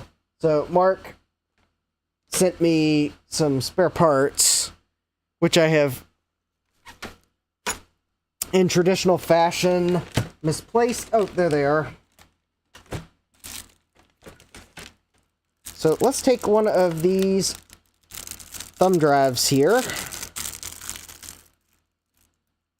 And let's see if the thumb drive... So we'll just put the thumb drive in. I've got it in slot 7. And...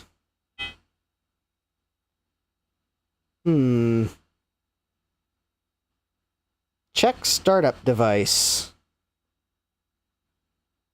Well, that's not promising. Let me guess. There's probably something I'm supposed to do. Oh, let me put the USB drive in the computer, because there's instructions on the USB drive, and let me see if the PDF file will open so that I can actually read the instructions on how you use the BOOTI card. Because that was one of the files I was not able to open last time. There we go! It worked on this drive. So I guess it was probably just a one-off problem with the first USB drive. Alright. Before I go too much further, I am going to make a backup of these files here real quick. Well, to BOOTI. Alright, let me go ahead and delete those, because...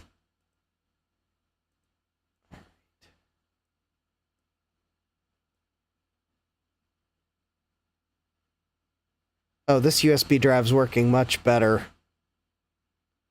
That should have probably been my first clue that the first one wasn't working, because it was copying files at like 1 megabyte a second, and this one was copying at like 20 megabytes a second. So, alright, I have copied the files to my computer, so now I can put the USB drive back in the BOOTI card. Alright, so let me open up the user manual. Alright.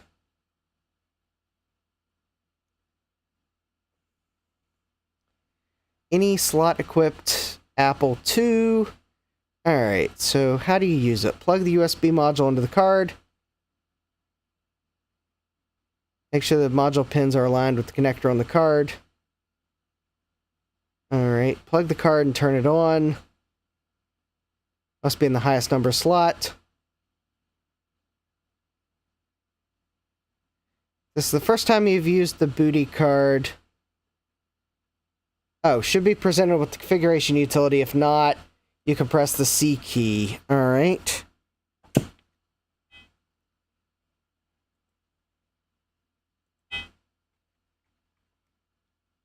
Hmm.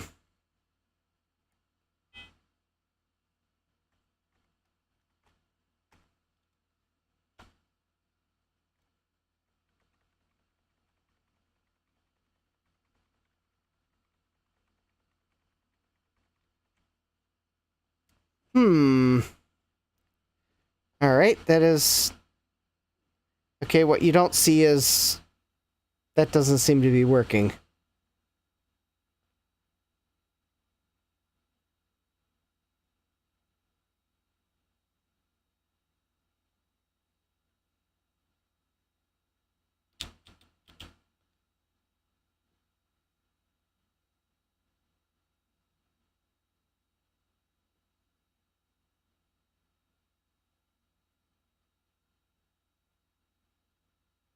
See here. Okay. Okay, so for some reason... Okay, so I'm going to pull the USB module off the board that came with it.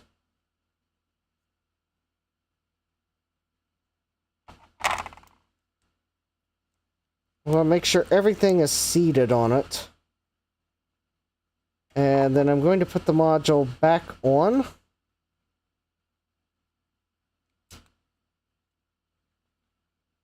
And then...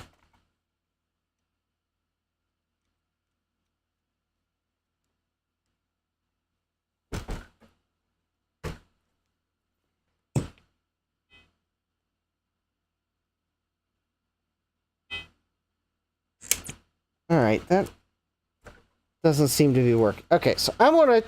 Since Mark sent me another USB module, I'm going to try it, because...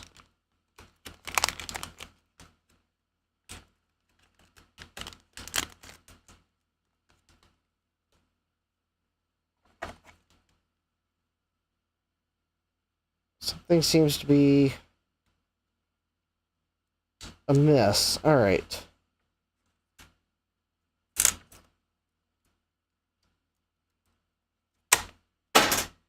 Alright.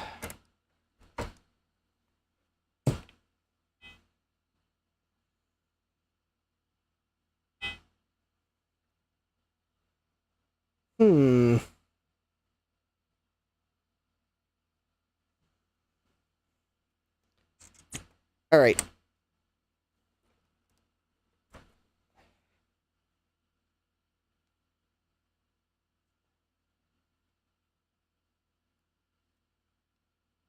The instructions say that it's supposed to come up with a menu the first time you use it.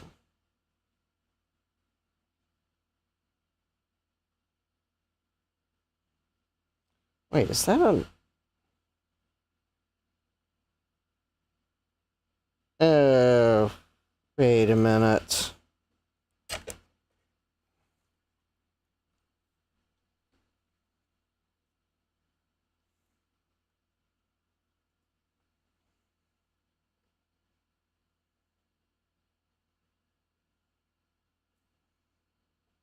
Okay, that's all soldered. I thought I saw a solder joint that wasn't soldered. Well, that's not a very good solder joint, but it's present.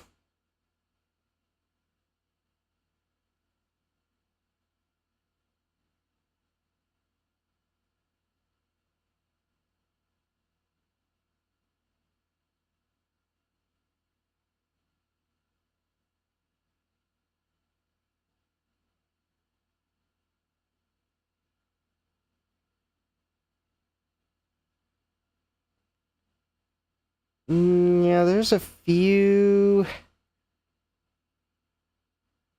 Don't quite have the amount of solder I would have probably put.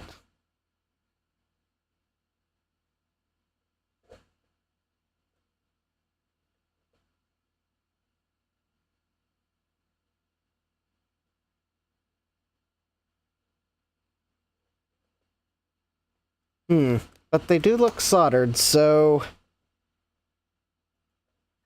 this is weird. I may reflow them because it's...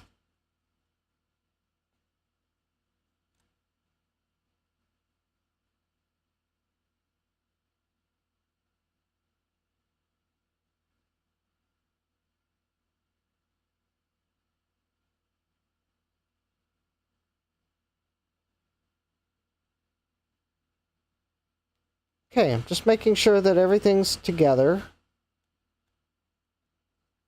Alright, so I got it in slot. It says the first time you use it, it's supposed to come up with the configuration menu. Alright, let me double check that I didn't get USB thumb drives mixed up. Maybe I accidentally put a non-working one in it.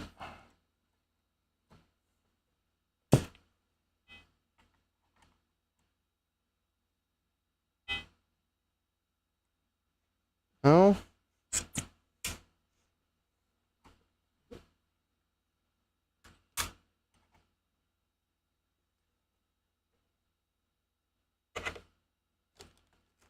Well, I guess I can... No, I'm pretty sure that one works.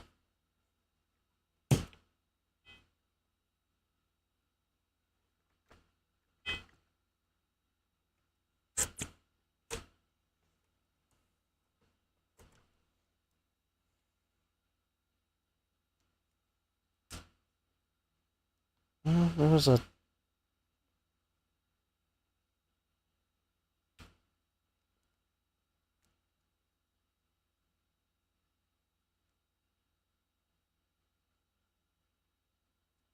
Okay.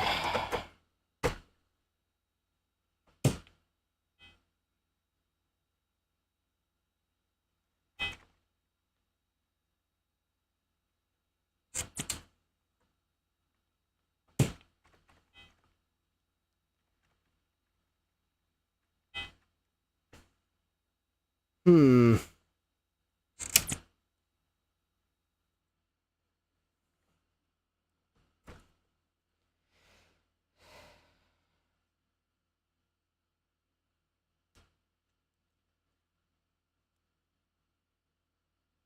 Alright.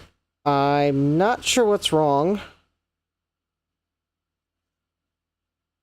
Some of the solder joints do look suspect.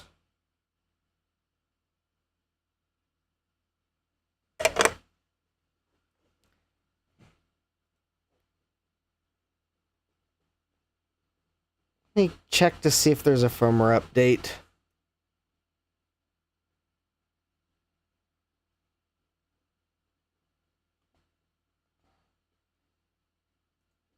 And also check to see how you install it.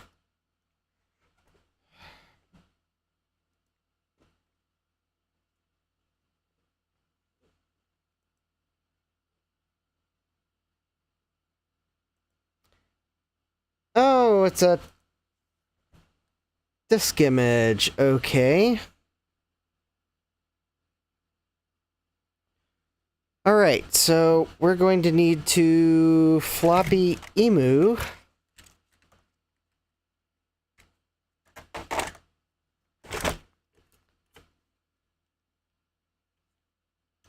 Okay, well, let's copy this.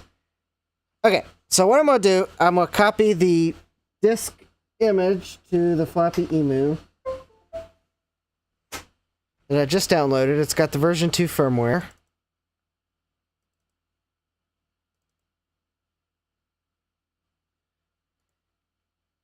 And I'll put the BOOTI card back in the system, and we'll see if by chance it detects it and lets me install firmware. I guess. For lack of a better solution.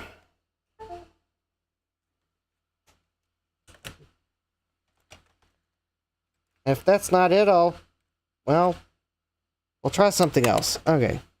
So, instructions say to put it in the highest numbered slot.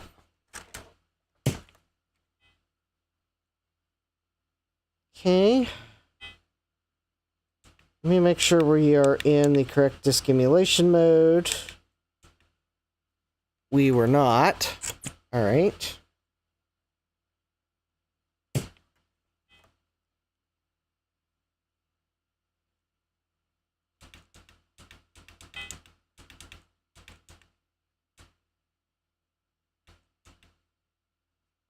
Okay, let's see here. So let's go there. PR number 6. And there we go. All right. I have it in slot 7. Same slot I had the Apple II Pico in. All right. This software will update the firmware on your flash drive board. All right. Do you wish to continue? Yes. So it did detect one BOOTI card.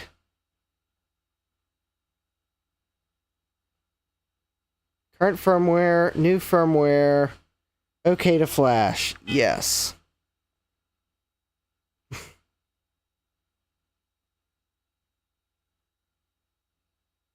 That's nice. That's really nice.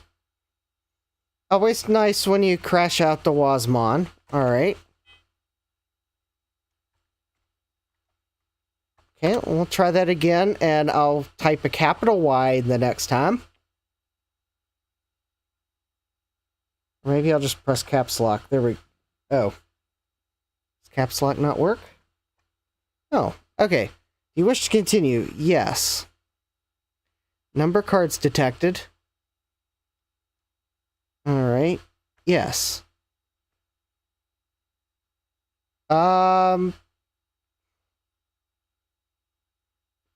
Boo.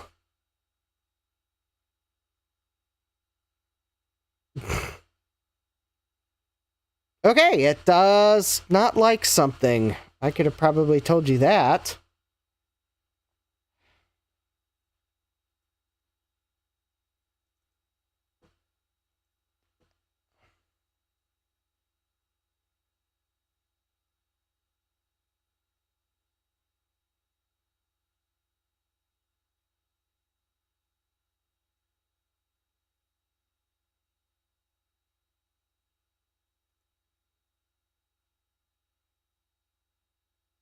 Well, I see the firmware file on this disk.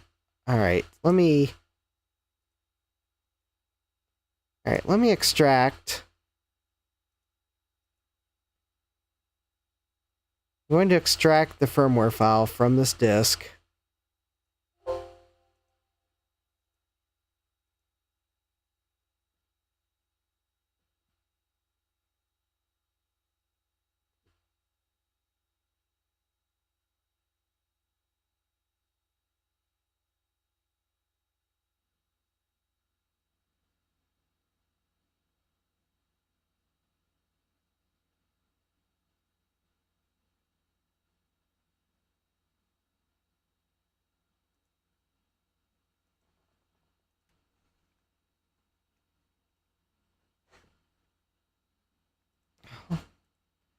Alright, firmware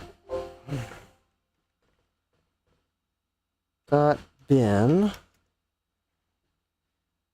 Alright, so I'm going to open it with a hex editor. Make sure it looks like a actual EEPROM image. Okay, it looks like an EEPROM image. Okay, so I got that. Alright, so... because I'm not quite sure what's going on, I'm going to remove the USB module. I'm going to remove the AT27C64B, and I'm going to put it in my programmer. And first I'm going to read it. See if it even looks like it has a BOOTI firmware image on it. I suspect it will. Then, and in the meantime, I'm going to get thermal paste all over everything, because apparently my chip remover was setting on thermal paste. Lovely.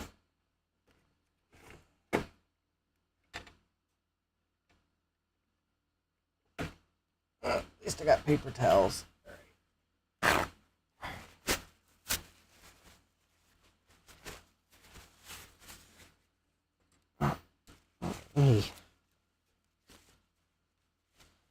There's where the thermal paste was on it. Alright. Yes. MX4 thermal paste on a silver item is harder to see. Not impossible if I'd only looked, but harder to see. Alright, well. Okay, so I pulled the chip off the board. Let me pick the, let's see here. 7C64B. Oh wait, or was that a 28?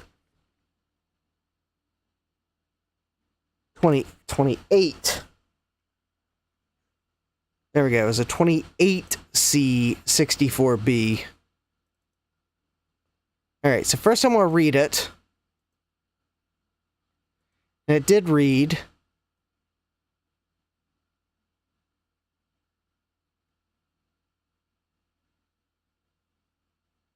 I mean, it looks like it had a program on it.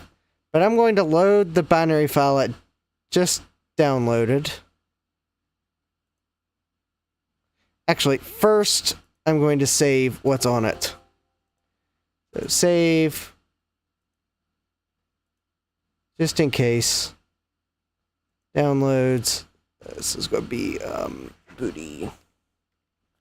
BOOTI orig.bin.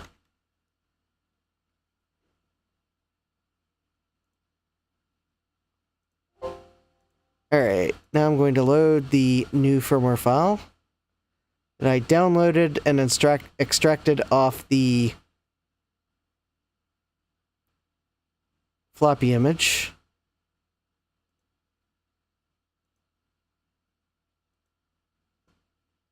Alright, I am going to erase and then program the EEPROM.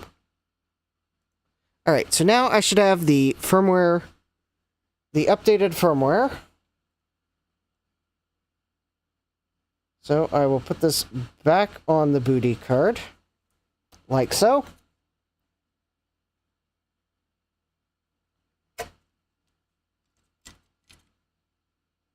I'll put the USB adapter back in.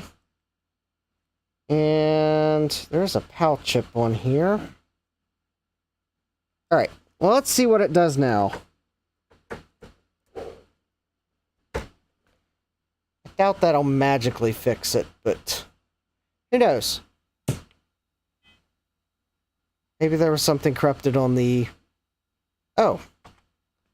Oh, well, that did fix it. Interesting. Alright, so...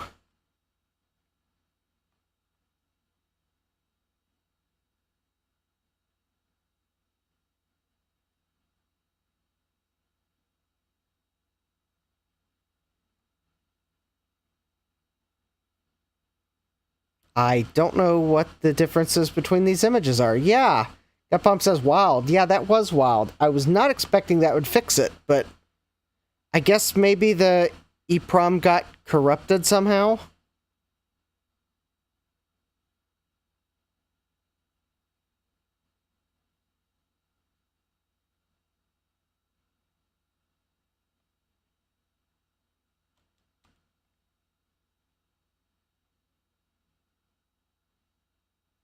Sure. Let's see here. Oh.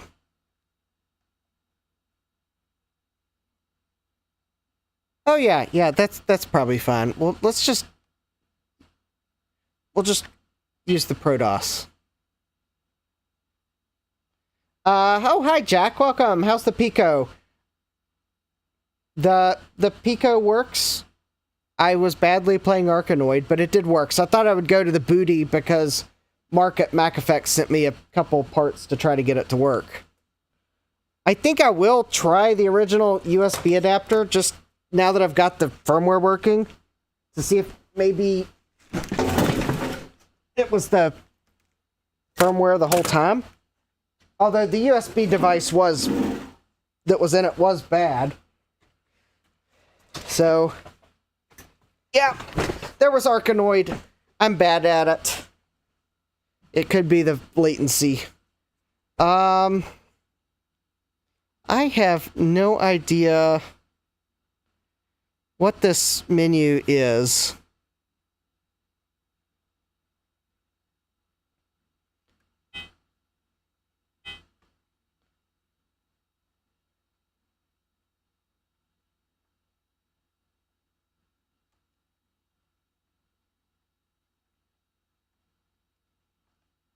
Oh, it must just be ProDOS 243. All right, well, let's reset.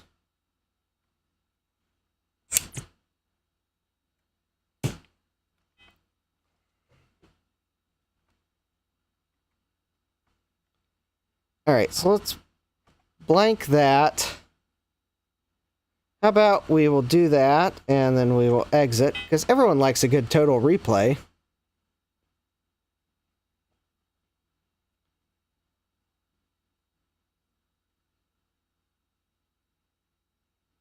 I may put this BOOTI card in my 2E. It seems like a good system for it. Type to search. All right, A.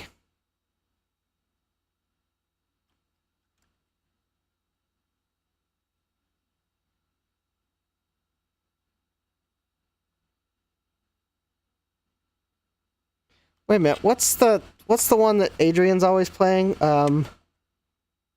Is it on here by chance? No, it doesn't have Fat City on here.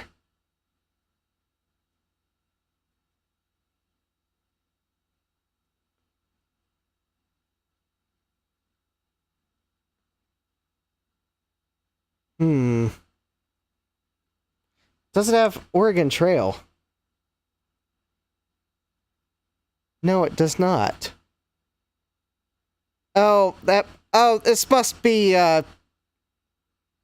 maybe these are all games that are compatible with ProDOS. I wonder if some of the games are not. Yeah, because this is a, I bet those games are meant to play from a floppy disk and probably would not be compatible with Total Replay.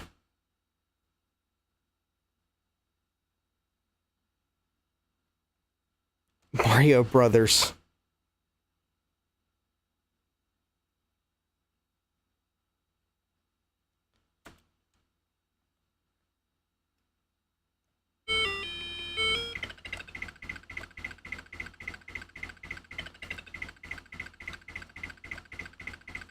I'm not sure how you're supposed to play.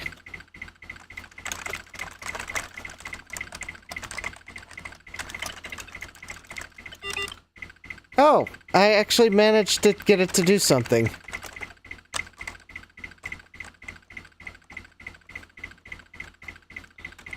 Somehow. Jack says total replay, asterisk. Not actually total. Alright. How about let's try Total Replay 2? There we go.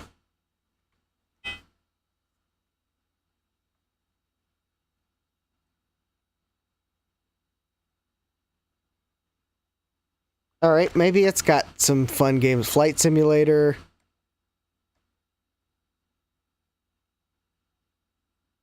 Well, that's quite the jump.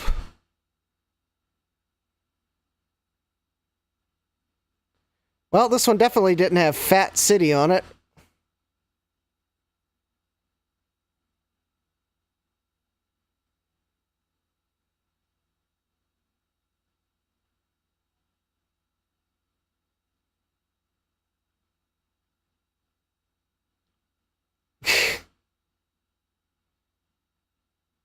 Huh.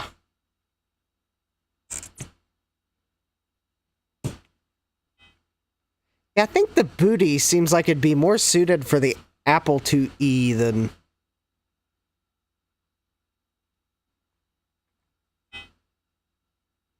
Whoops.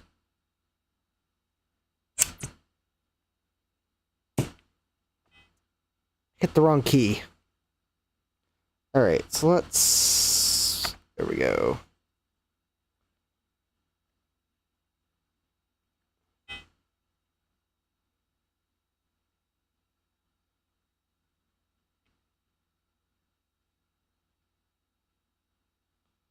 Apple II desktop. Oh wow, look at this. Is this what I think it is?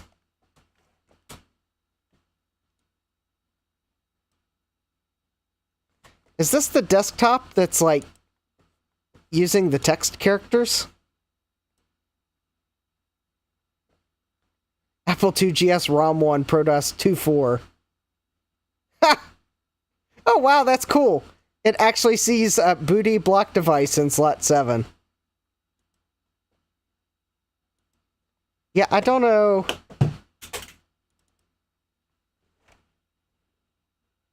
Don't know what I just knocked off on the floor, but I knocked something off. There's that. It sees the disk I have in the FloppyEmu. Yep, there was the firmware.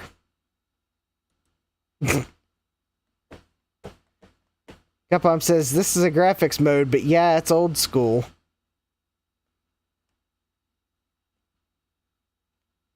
Well, I can tell you one thing. It's so much easier to read because it's in black and white. Jack says, arguably, it looks better than GSOS in some ways. Yeah. Well, I bet GSOS would look really good if I had an RGB monitor.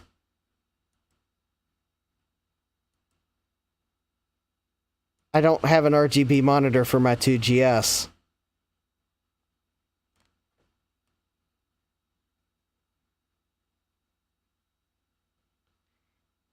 I also don't see a shutdown command, so I presume this is just meant to, like, shut it off when you're done. Jack says, and I love GSOS for what it was. It's such a shame that Apple crippled the 2GS. Yeah, it is. Alright, so the BOOTI now works. So I'll let Mark know that... Oh, that's right. I was going to try the original USB module with the replacement USB drive.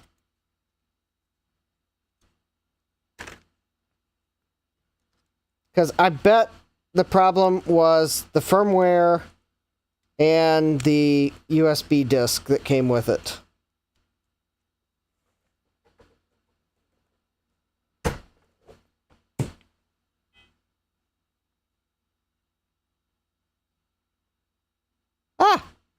Yeah. It does look like the original USB adapter does work.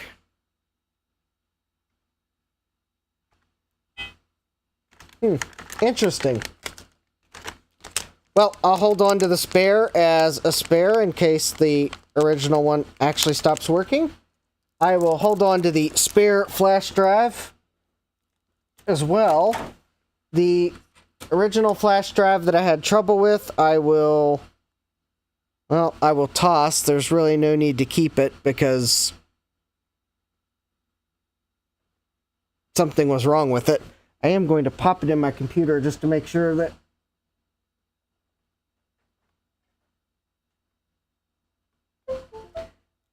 the one that I have setting outside is...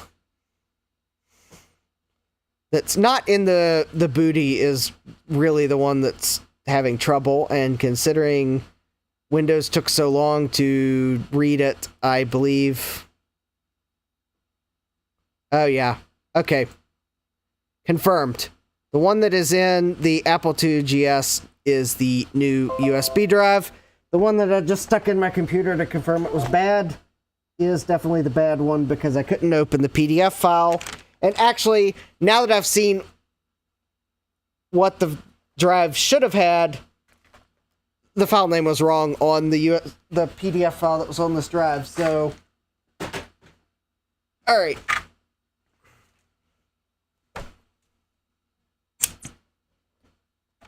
Okay, so the BOOTI card is going to go in my 2G or my 2E.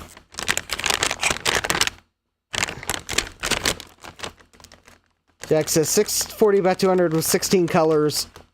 Asterisk, not actually 16 colors, yeah. But the Apple II Pico is going to stay in my 2GS because...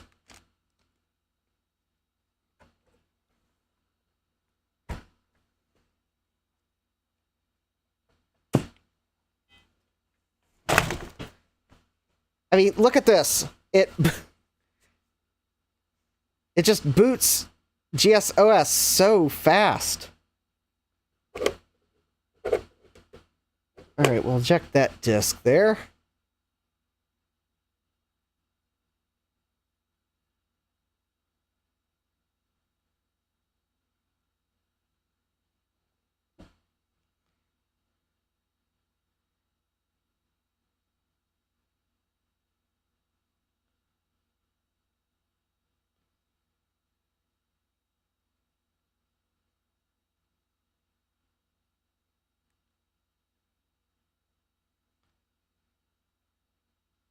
Actually, with all these NTSC artifacts around the text, I think this has millions of colors. Just look at all the subtle grading around the text characters. I think there's millions of colors, billions of colors.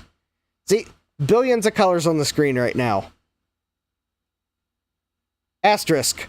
Not actually billions, because YouTube's compression's eating some of it.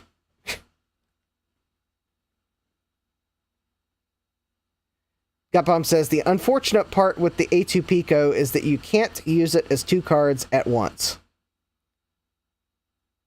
Jack says, lol, yes, the fringing of the colors are way nicer than the 2GS actually had in this mode. Yeah.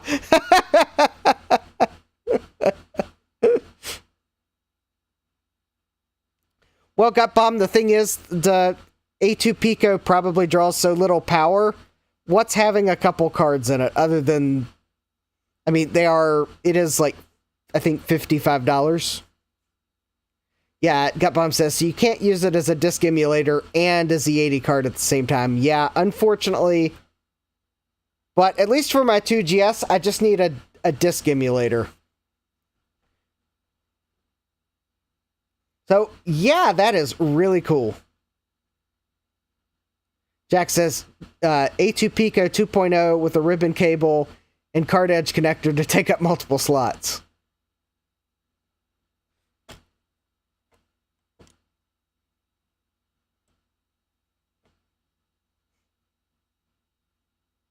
There we go. This is like...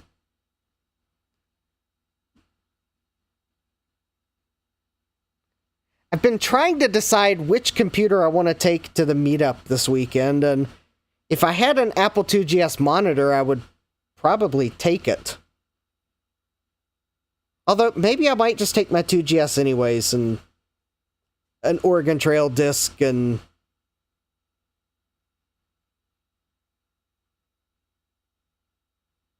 yeah, maybe I might just take it anyways. I can take a Dell LCD monitor, at least use composite video out. I don't have an RGB adapter for it, so... yeah, I got 8 megabytes in it. I've got one of those Garrett's Workshop 8 megabyte RAM cards. So, yeah, 8 megabytes. a RAM, got the LiteSound, so I got stereo sound in Arkanoid, the A2 Pico for disk emulation. It's like this is a community 2GS, because Big Bad Biologist gave it to Gutbomb, who gave it to me, and Joe's provided parts for it, and I've bought parts from Joe, and I bought the RAM from Garrett's Workshop. And yeah, it's kind of like multiple members of the community have had a hand in this. Jack68K says, I'm using a blue SCSI with my 2GS since I had a SCSI card. Yeah, I have a SCSI card for Apple II, but apparently the one I have is not recommended for use on the 2GS. I think that might be because of the firmware that's available for it. So, I don't have a SCSI card for my 2GS, because the one I have is not recommended to use on a 2GS. Possibly because it doesn't have... the firmware may not be ProDOS or GSOS compatible or something like that. I don't know. Gutbump says, the sisterhood of the traveling 2GS. Yeah, funny. Yeah. So maybe I might take my 2GS to the... Jack says, the A2 Pico is arguably better since you don't need an external SCSI device. That is true. That is very true. So yeah, so maybe I might take my 2GS with me. That would be, because quite honestly, maybe setting it up for Arkanoid, even though I don't have the right keyboard, really, but, well, I probably should at least try to clean the keyboard. Okay, if I have a chance to clean the keyboard before, I'll take it. Otherwise, Goopbob says the Big Bad Biologist 2GS has an MFM hard drive in it. Yeah. In fact, I think some of the very early SCSI drives were MFM drives with a SCSI adapter board on them. So, alright. Now I almost kind of want to...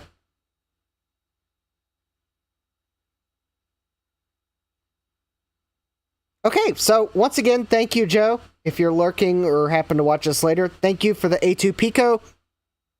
Joe provided it for me so I could actually test the LiteSound. So if I can... I'm not going to clean this keyboard on the stream tonight.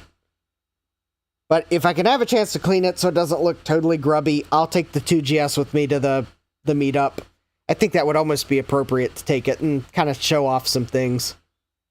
I'm probably only going to take one computer with me because I don't really feel like tracking a bunch of computers with me. Because actually, I suspect I might... I hope to at least come home with an extra computer, because I have lined up a potential Facebook Marketplace regret, although the price is right, thanks to someone... Oh, I think RetroTech Chris posted it on X earlier this week. Let me see if I'm signed into Facebook. No, actually, I'm not going to show it off. I don't want someone to, like, try to... I'll keep it a surprise. But anyways, Chris had found a computer. Some people told him to get it. I made the comment, well, if you don't get it, I probably will. And then Chris sends me a text and is like, do you want to try to get it first? And so anyways, I contacted the seller. They replied back several hours later. I was getting worried that they were, like, maybe had already sold it. And they're like, yeah, it's still available. When would you like to meet? And this was the part I was really expecting to get turned away at. I was like, well, I'm already going to be in the area Sunday. Could we meet then? And I thought for sure, this being Monday, that the seller was going to be like, no, dude, you need to pick it up sooner. So I even said I could try to see if I can get someone else to pick it up sooner if need be. And lo and behold, I get the reply, I'm on market pending. Let me know if your plans change. So anyways, I am going to definitely have to thank the marketplace seller for holding it for nearly a week. Didn't make me put a down payment on it or anything. Although, granted, it's a computer that they only want $25 for. But still, they're holding it for me until Sunday. Only saying, if your plans change, let me know. So I'm going to go while I'm up there in the area. I mean, it'll be a few minutes away from where the meetup is. Probably 10 or 15 minutes. Probably slightly underestimating because of traffic, potentially. But anyways, I'll be practically there. Pick it up. Hopefully it all works out. $25. It'll be a computer to work on in December. So, I believe it's untested. It probably will need a little work. It is missing the floppy drives. But anyways, I'm kind of... it'll be a neat project to work on. If anything, I could use an AT case, but maybe I'll be able to get the motherboard to work. After all, I got the $12 motherboard to work, even if it had solder blobs on the back of it. I mean... That was the last thing I expected to find on this board were solder blobs on the back of it. And yet, it posts. And if I can find a... Yeah, if I could find a heatsink, could actually run some benchmarks on it. I know I have to have a Pentium heatsink around here somewhere. Since we got the Apple IIgs sorted... I don't know where my Pentium heatsinks have gone.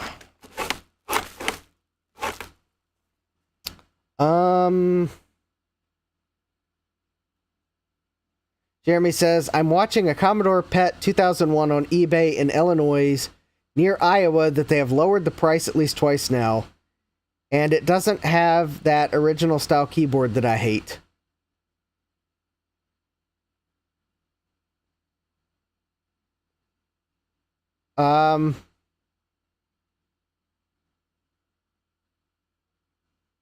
I have no comment on that chiclet style keyboard that Commodore used on the original PETs. Other than Spectrum did it worse. Or not Spectrum, Sinclair did it worse.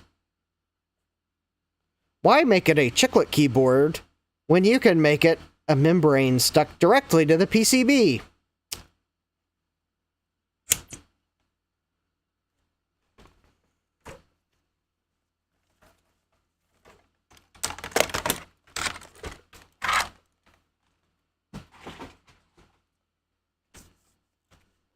I think someone needs to do a ZX80 clone reloaded board, but that's another story for another stream.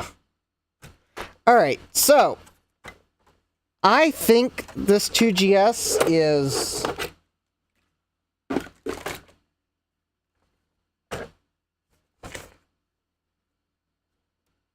fun again. And look at that. All these low power cards.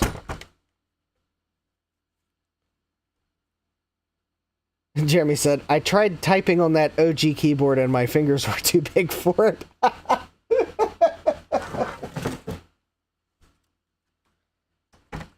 Oh, come on! It builds character! Zuh. It builds characters, like one typo at a time. Yeah, probably not buying it. Alright, so let's see here. You know, I would almost be tempted to...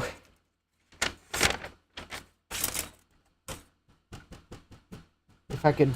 Okay, I know I've got to have a socket... actually, you know, I think I know why I'm having trouble finding Socket 7 heatsinks. It's the exact reason why I tried to buy some Socket 7 heatsinks. Like, and I got Socket, or Slot 1 heatsinks instead, and kept them because they were decent heatsinks that usually cost more. Therefore, that's probably why I'm having trouble finding Socket 7 heatsinks, is because I have put them on things and don't have many spares at all. Oh, wait. Okay, I think I see a spare. All right. That, Jeremy says, I'm already getting arthritis in my back and knees. I don't need to help it spread to my hands. Yeah. Yeah, I'm with you there, Jeremy. I'm definitely with you there. Uh-oh. Not sure where this... Huh. You know, it's kind of disconcerting when you find a random LED on your bench, but it probably did not fall off of something. There's no solder on it. Okay. Alright, I think I see a Pentium heatsink.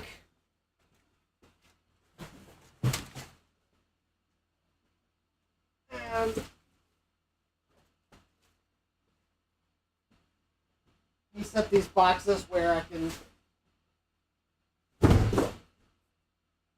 deal with them later. Alright. Here we go. Yes. Let's go back to this Pentium board and let's run... Let's see if we can't get Doom to run on it. I'll have to fix the... I think the can fix this on autoexec.batch filer. Rug. Hopefully once I fix them here real quick, we'll actually be able to get Doom benchmark to run.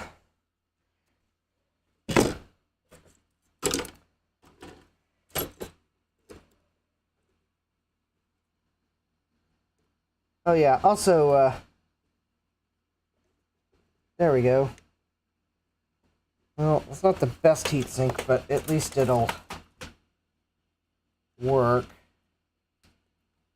Right, there's that.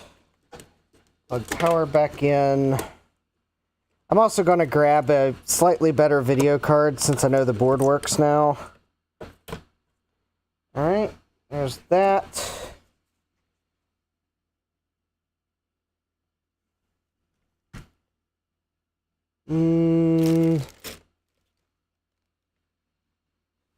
Alright, here's this.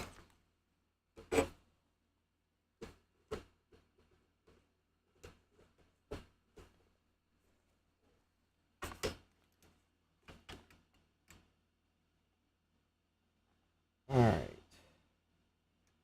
I think so we can see how well this board works. I am going to... Uh-oh. Well, if I can find the compact flash card that I've been using.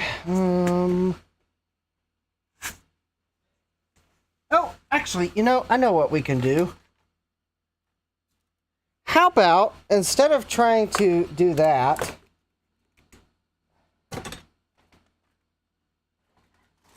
because actually, my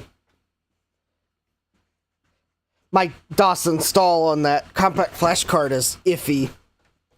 Let's actually try out this IDE to SD adapter, and let's see if it works.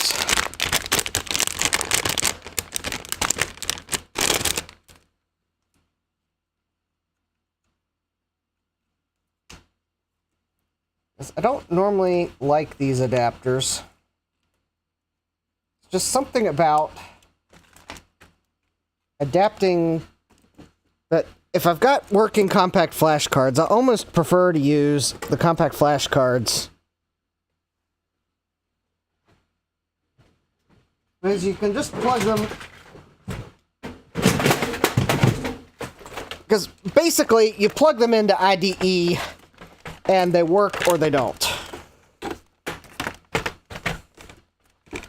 I've seen Action Retro Sean struggle with some of these other adapters enough that it's just put a sour taste in my mouth over how strugglish some of these other adapters can be. But I do need to use this adapter for the bump bar project, so I guess now's as good a time as any to see if it actually works. before I actually managed to lose all of my SD cards to the floor. So let me see if I can find the small SD card. Oh, well, there's that.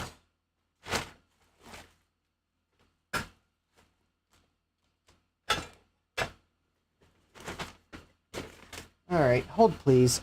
Somewhere I have a small SD card, and that's the one I was going to use. There it is.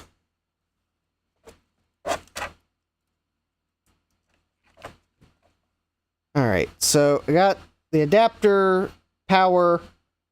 Oh, alright, I need two items. I need a Gotek, which should be somewhere around my bench. And I need a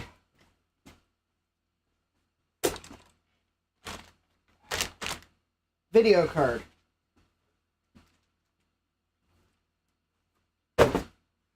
Alright, let's see here. Cards. I was going to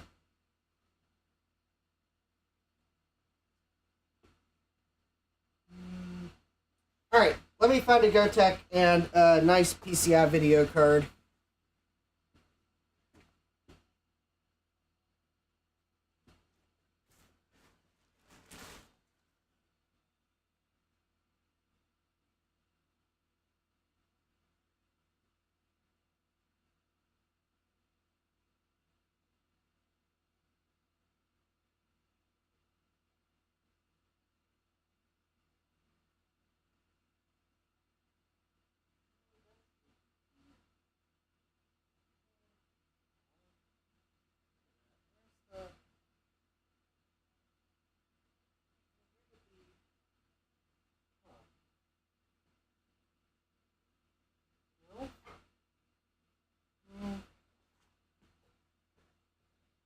IO cards.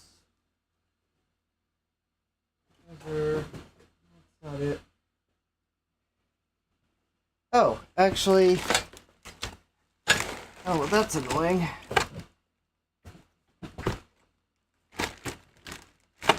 Okay.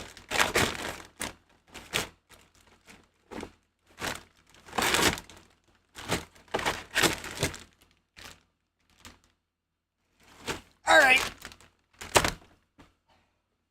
The first random PCI card that I was able to pull out of the box is a Trident card. You may stop typing whatever comments you were typing, telling me that I need to use a Trident card.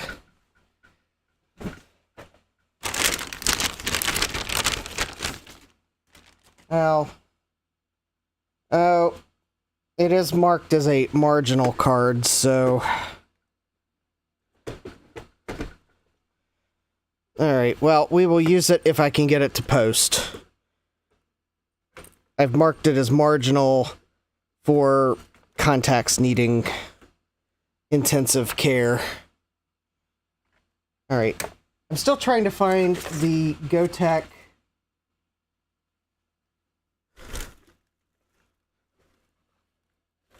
Something about the fact that it's blending in with my bench.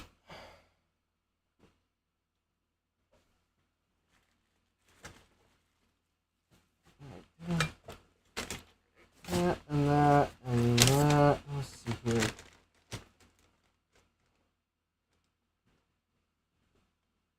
Huh. Alright. Trying to find it.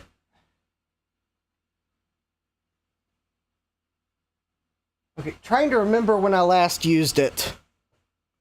I guess while we wait, I can see if I can get the video card to post, because I may have to dig another video card out.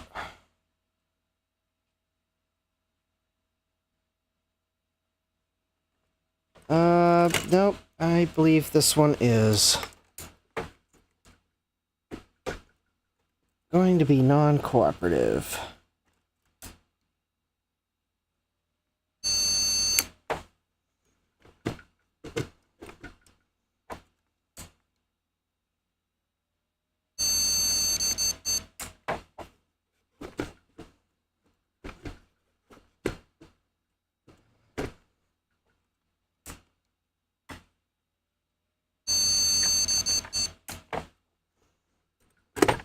Okay, gonna have to swap video cards.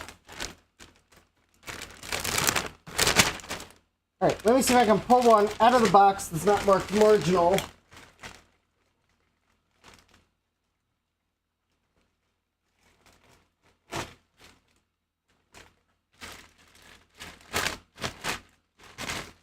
Here we go.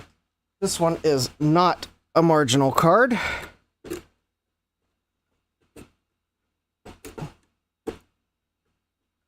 Oh, it's also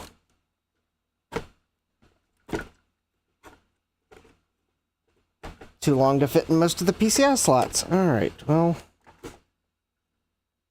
there we go. Fine. It'll have to go in that slot. Alright, so still looking for the GoTech.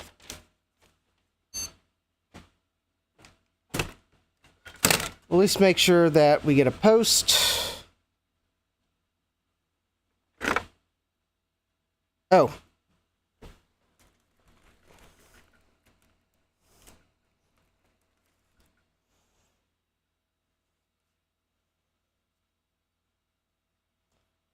Well, that's interesting.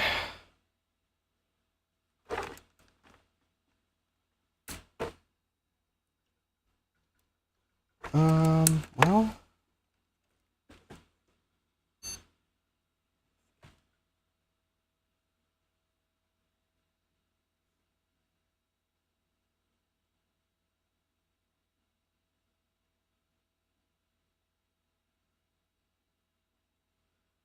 Oh, is that the wrong video card? Huh.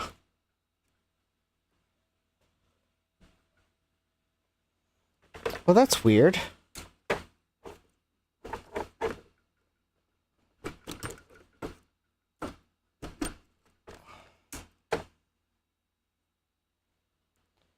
Well, maybe I'm going to have to deoxit that socket.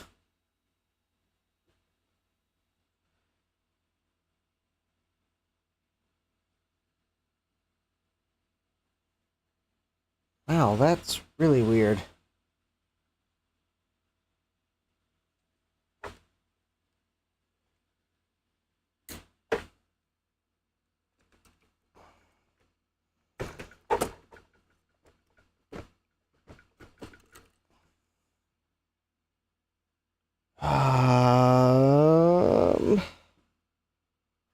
Alright.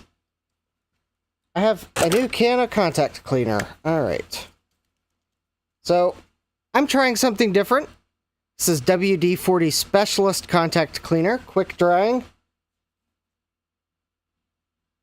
I looked at the safety data sheet for it, and it has some slightly less objectionable chemicals in it than the last stuff I was using.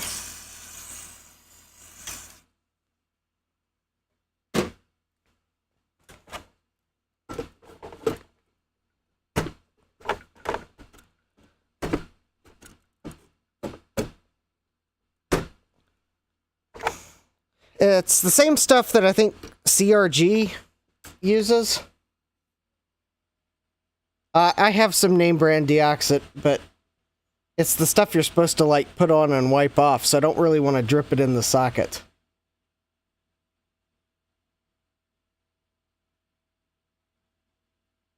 Okay, this is really weird. This video card should be a working video card.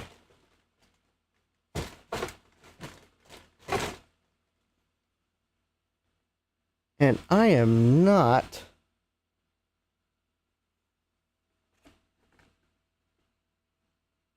Yeah, I'm not getting a...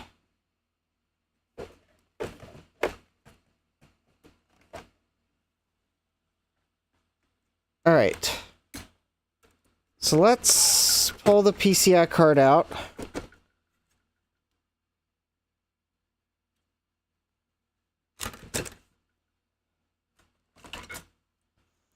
Maybe we'll just have to go with an ISA card. Maybe there's something wrong with the solder joints on the PCI slot. Alright.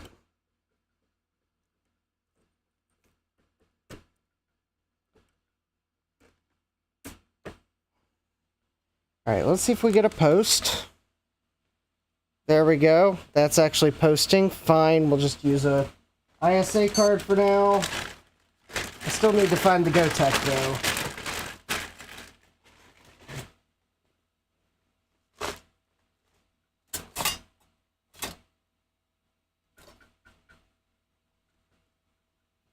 Well, here's the 486 board I thought I was using it last with.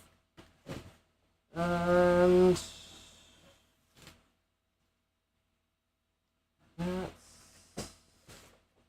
that board. Alright, hold on. I'm trying to find the GoTech. I know it's around here somewhere because I thought I was using it last week at some point.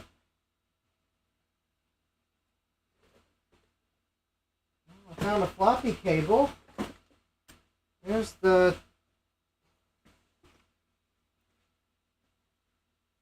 IBM power supply.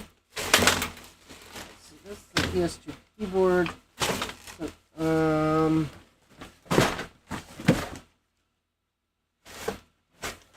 Hold please.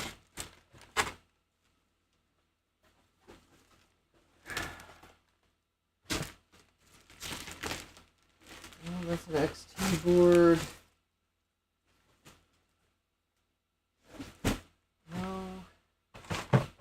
No.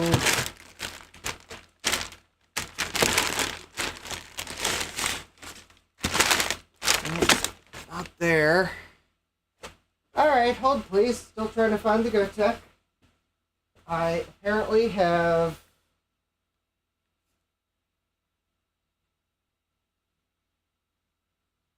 It is apparently still attached to whatever I was using it with last.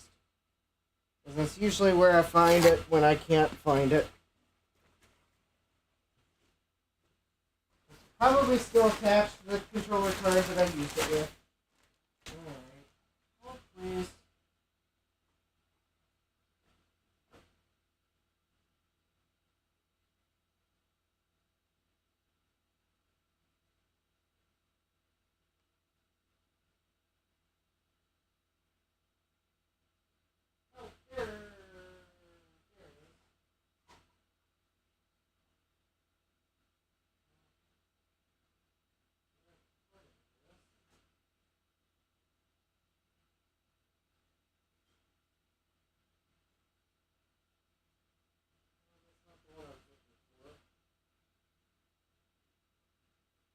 Okay, I found a GoTech.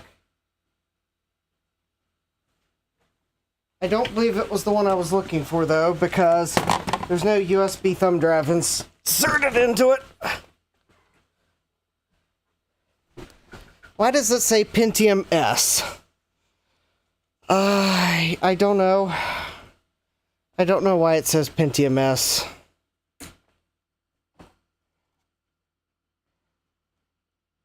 I'm not sure what Pentium S means in the context. It could be S for special, S for silly, S for suspect, or sus in other words.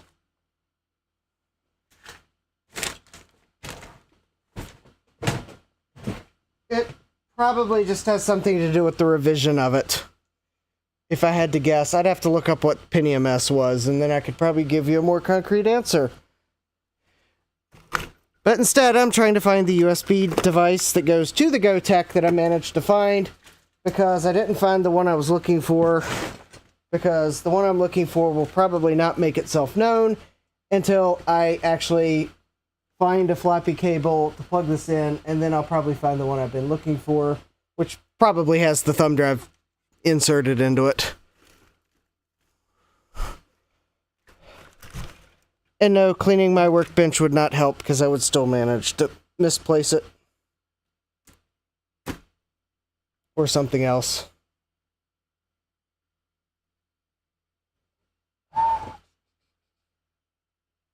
Oh, okay. Well, there's a floppy cable. Alright, thumb drives are like the easiest thing to replace.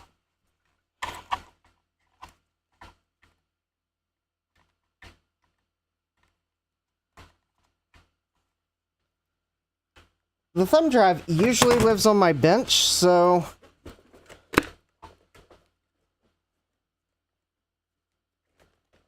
it's probably on my bench. Dave says maybe super duper, yeah.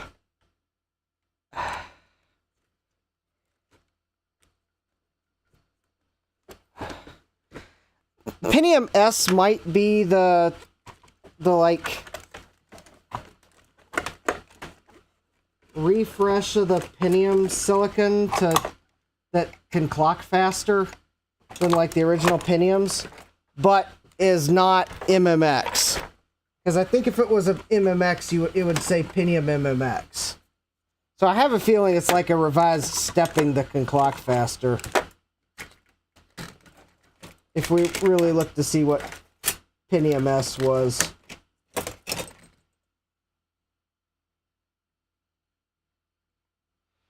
Well, actually, I stream from a set of 3 tables. I can only practically reach stuff on 2 of them, though. The third one is more for stuff that I'm not trying to live stream doing. But unfortunately, everywhere where you can't see becomes a catch-all for things. And it just makes it... And cleaning doesn't help because then I can't find anything. When I don't clean, I at least reduce it to I can't find some things.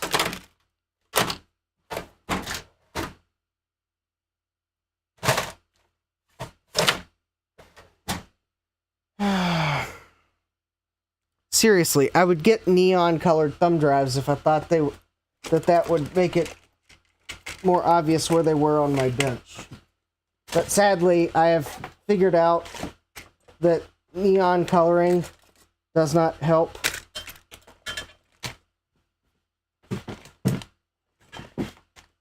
The only times it helps is if it's blaze orange and you're hunting, I presume. But even then, I read in the news about accounts where apparently that wasn't enough.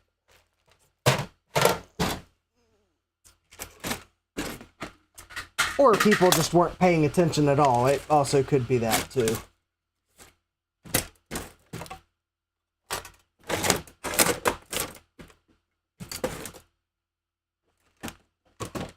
All right.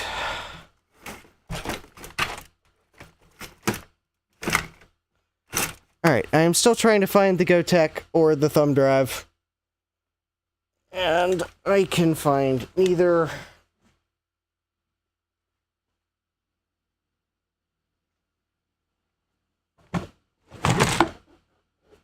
Probably because the GoTech is still plugged into something. Probably plugged into the last controller card I was using it with, and I don't remember which that one was. Or it's plugged into a power supply.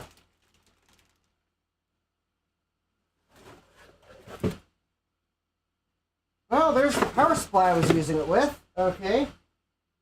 Did the GoTech make its way over here?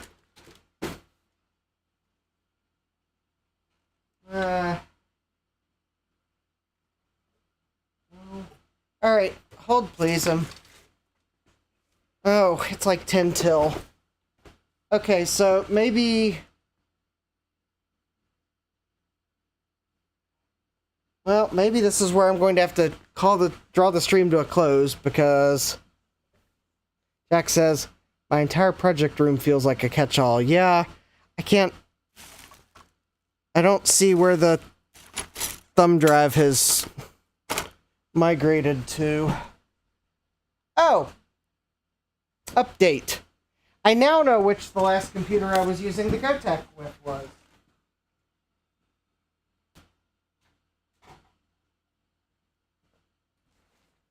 I forgot. The last one I had the GoTech plugged into was my first PC rebuild project, because I was running a memory test on the new RAM I'd bought for it. Alright, there we go. I found the thumb drive.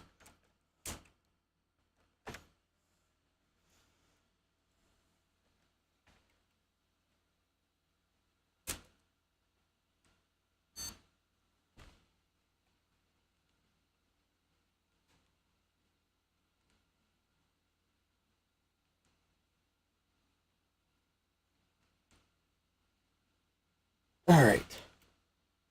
So let's check. So I'm actually going to...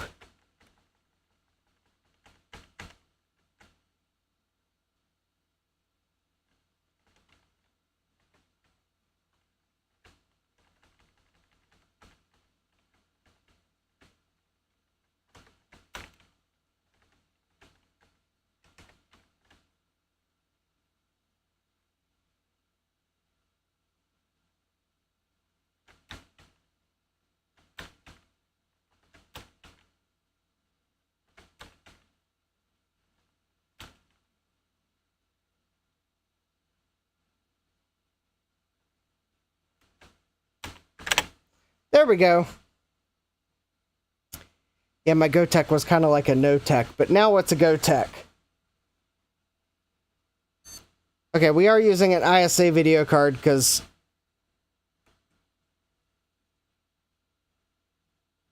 something tells me there's more solder blobs on this board somewhere. Maybe in the PCI slot?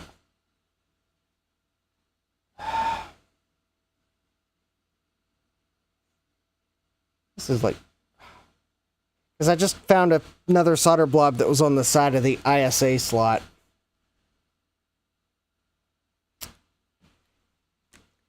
Great.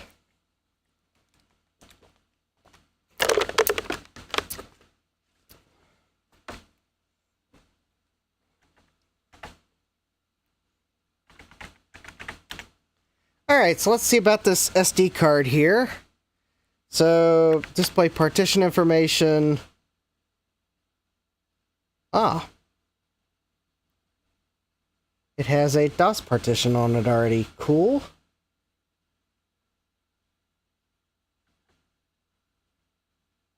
Oh, so I guess we should set an active partition.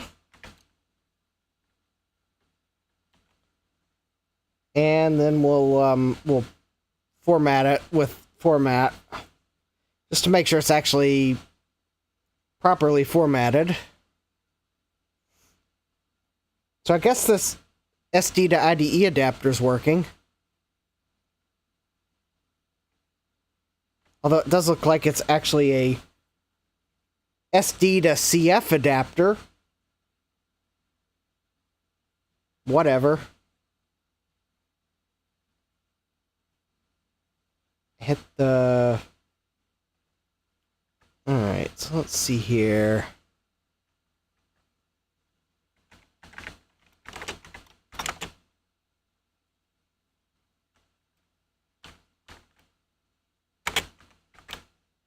I don't want to save unformat you data. Alright, let's see here.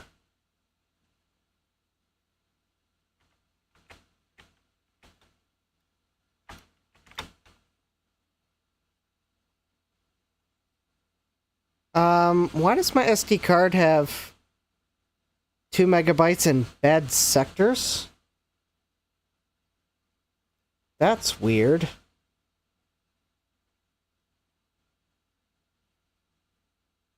That's really weird.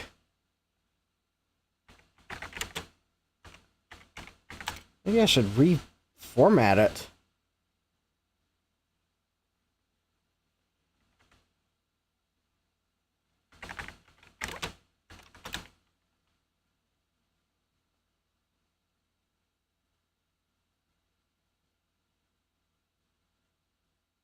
Oh, okay.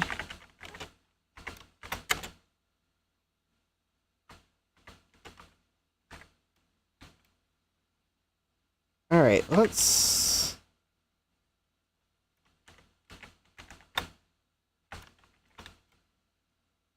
Oh, there we go. That's better. Don't know why they were marked as bad, but apparently when I told Format to retest them, they tested good. Yeah. Jack's like, bad sectors what? Yeah, I know, it's an SD card.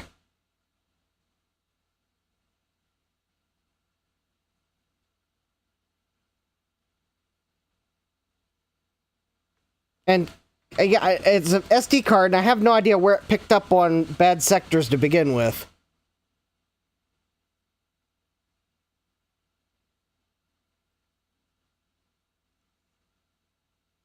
All right. Yeah, hope to see you Sunday, Dave, at some point. I will join when opportunity allows from the meetup in Northern Virginia.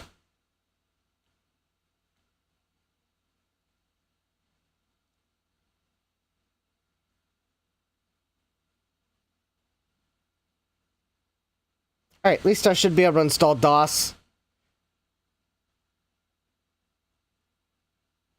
So I guess this is a good way to close out the stream, give this motherboard a little workout by installing DOS.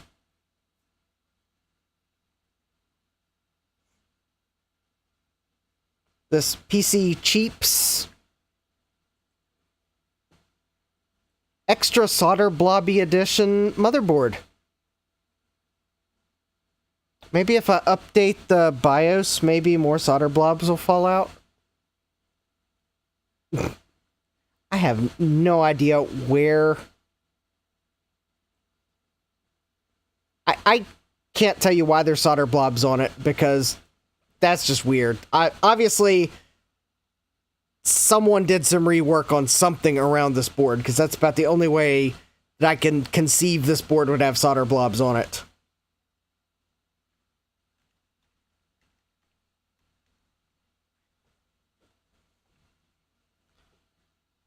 Or it was just stored somewhere poorly.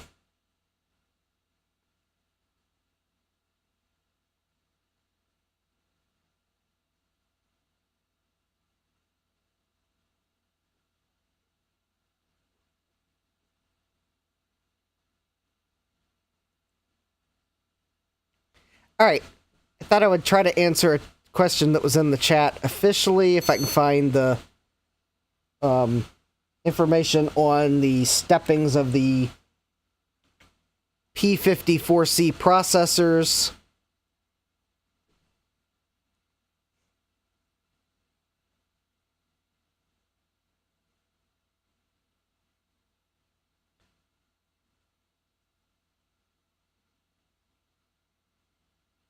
Okay, I think the Pentium S designation that the BIOS was telling us that we had is just indicating that this is one of the that it's a P54CS, which is because apparently of the so of all the original Pentium processors, there was the P5, which was the socket 4 models. Then there was the P54C. Those were the original socket 5 processors that ran at 75, 90, or 100 megahertz with the 3.3 volt supply. Then there was the P54CQS, which was 120 megahertz, and that was fabricated. That was the first commercial microprocessor to be fabricated on a 350 nanometer process. And then I think what it was trying to tell us that we had here is a P54CS, which is the 133, 150, 166, and 200 megahertz socket 7 processors that don't have MMX. Because then there was the P55C. Those are the MMX processors, and those are also dual voltage. And those were also made on a 280 nanometer process. So I think basically what that Pentium S was telling us is that we have one of the 350 nanometer Pentiums as opposed to the original P54C, which I think was on a 500 nanometer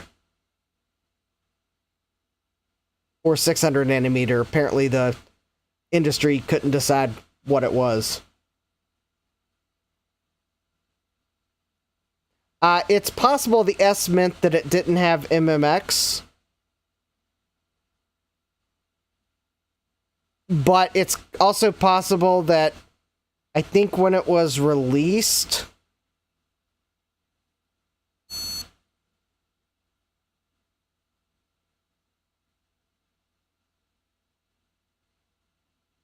I think at the time when it was released, it probably was not maybe made fully aware of what it was missing.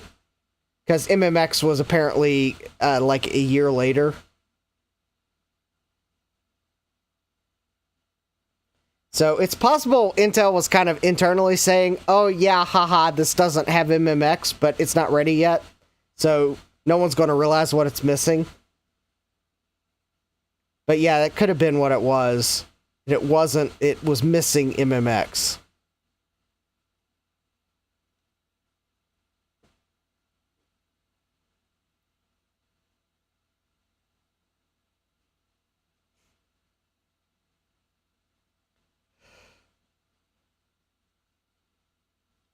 Jack says, Intel has always had bizarrely many SKUs for its products. Yeah, I know.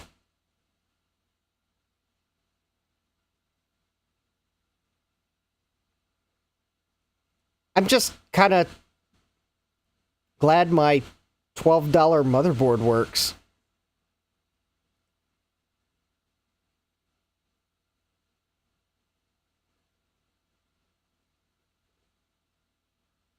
Oh, excuse me, it was $13. Oh, oops. Oh, actually, while we wait for DOS to finish installing, I was going to go look at the photos of the... Oh, they only posted the photo of the top side of the board, of course. Of course. Why show the bottom side of the board when it looks funny? Oh, yeah, and clearly in the auction photos, the jumpers are removed.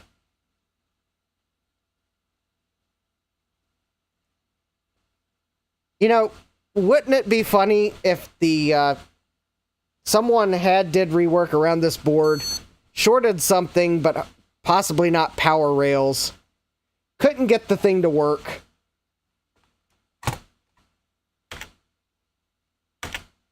pulled the jumpers off, sold it as a scrap board, and then I pick it up, find the solder blobs, put jumpers on it, and it works.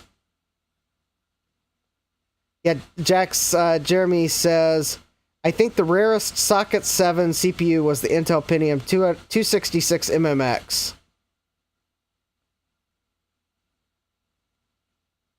Missing operating system. I thought I did a... Alright, well, I guess we're gonna have to...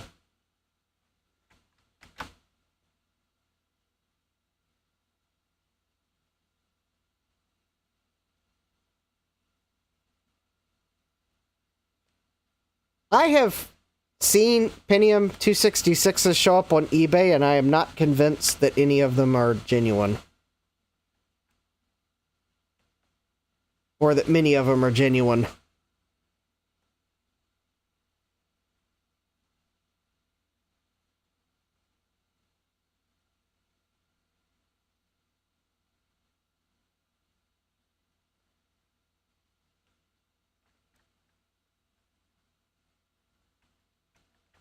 It would be too easy for someone to remark.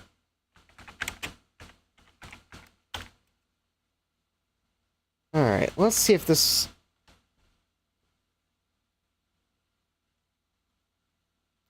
Jeremy says, I have one that has a compact sticker on it. Okay, well that was probably pulled from a compact. That's probably a real one. Because I think a few did make it out.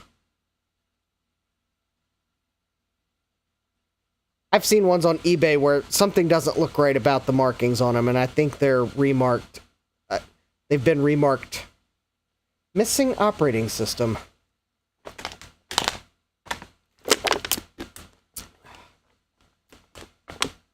Alright, maybe I should have repartitioned this drive too. Alright. Maybe there's something wrong with this SD card. Or maybe this board doesn't like this adapter. I don't know.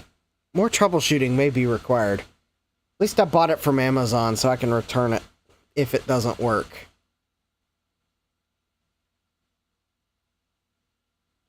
Alright, let's try repartitioning it and...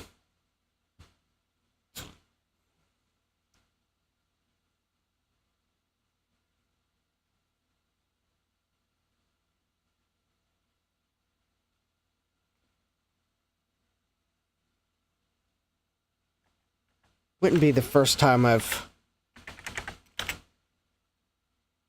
installed on an existing partition and had trouble with it because it was really not a correct partition. All right.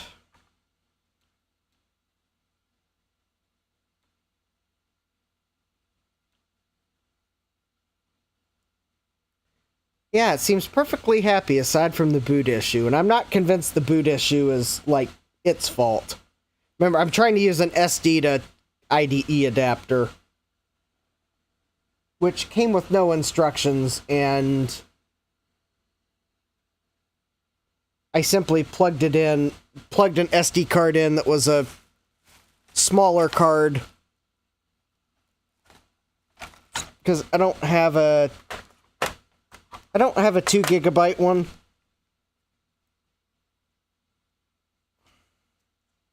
I'm trying to set something up that could use... Jack says, maybe the bootloader was stored in the, quote, bad sectors. Well, I thought I resolved the bad sectors before I installed DOS, but... maybe I didn't. Let's see what format says.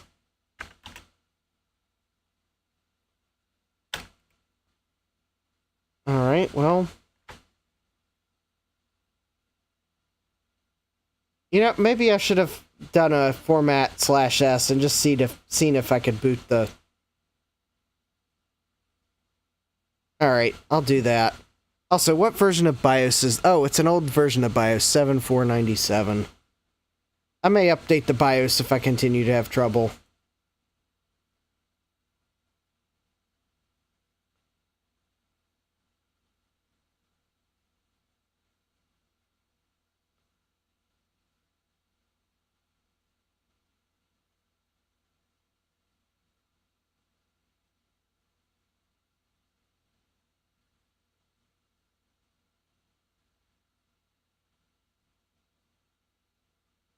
Oh, cool. There's some really new BIOSes available for this board.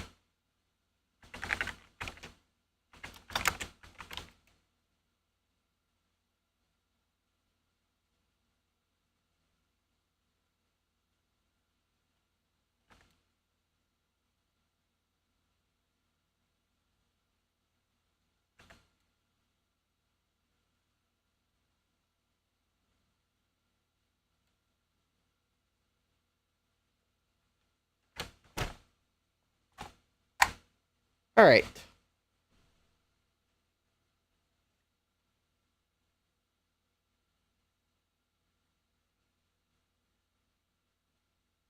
Wait a minute. Did it just reboot? Oh, there we go. Look at that. Huh.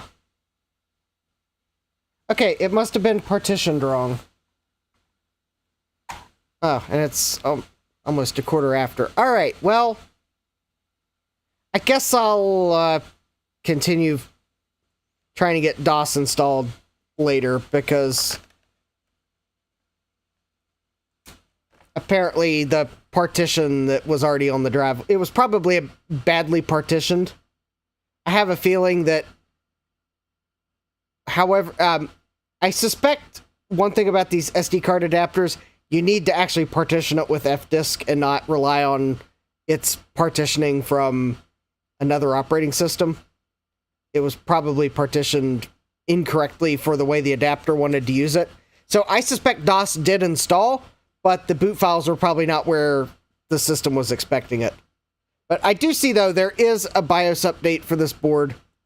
There are actually quite a number of newer BIOSes. I will probably install this one from 2000 on this board, because it looks like it's a Unicore BIOS, which might mean it's one of those BIOSes from one of those whatchamacallit, evergreen upgrades.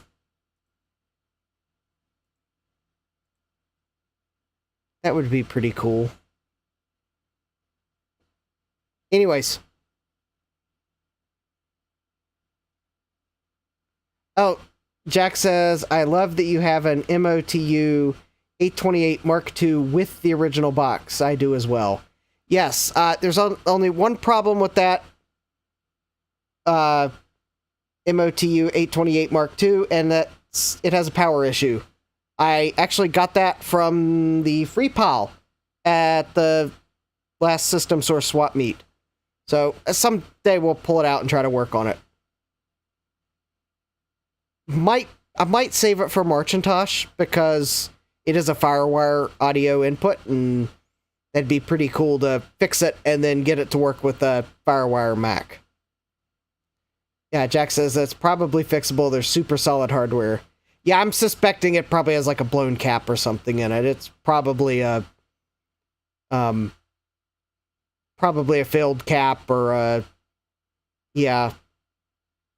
something popped in the power supply. So yeah, probably get it fixed. It'll work.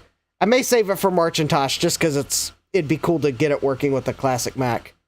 Jack says it will still work with a FireWire to Thunderbolt adapter on Intel Macs. Oh, that's really cool.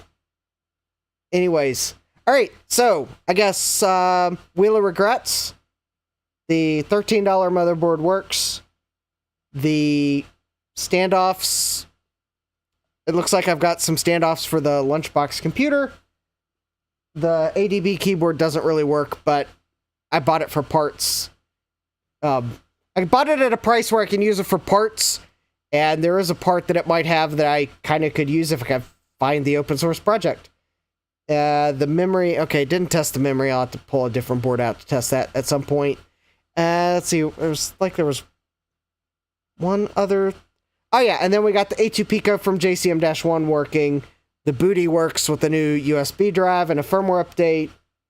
And I guess this SD card adapter will work. So hopefully for next Tuesday, I will probably go ahead and install DOS on this SD card so I have it ready. But we will get back to the bump bar. I do apologize about Tuesday. I wanted to attend the Board of Supervisors meeting for the county I live in. There was a topic that I wanted to provide comments on. Before anyone wonders what that topic was, it had to do with water and sewer rates and the fact that we need a reservoir, and the rates they were proposing were probably not going to pay for said reservoir. So I thought someone had to be the thorn in their side this month about the fact that we still don't have a reservoir. So there we go. And of course, despite the fact that seeing that when I saw the list of agenda items, it was near the top, they of course put it at the end of the agenda.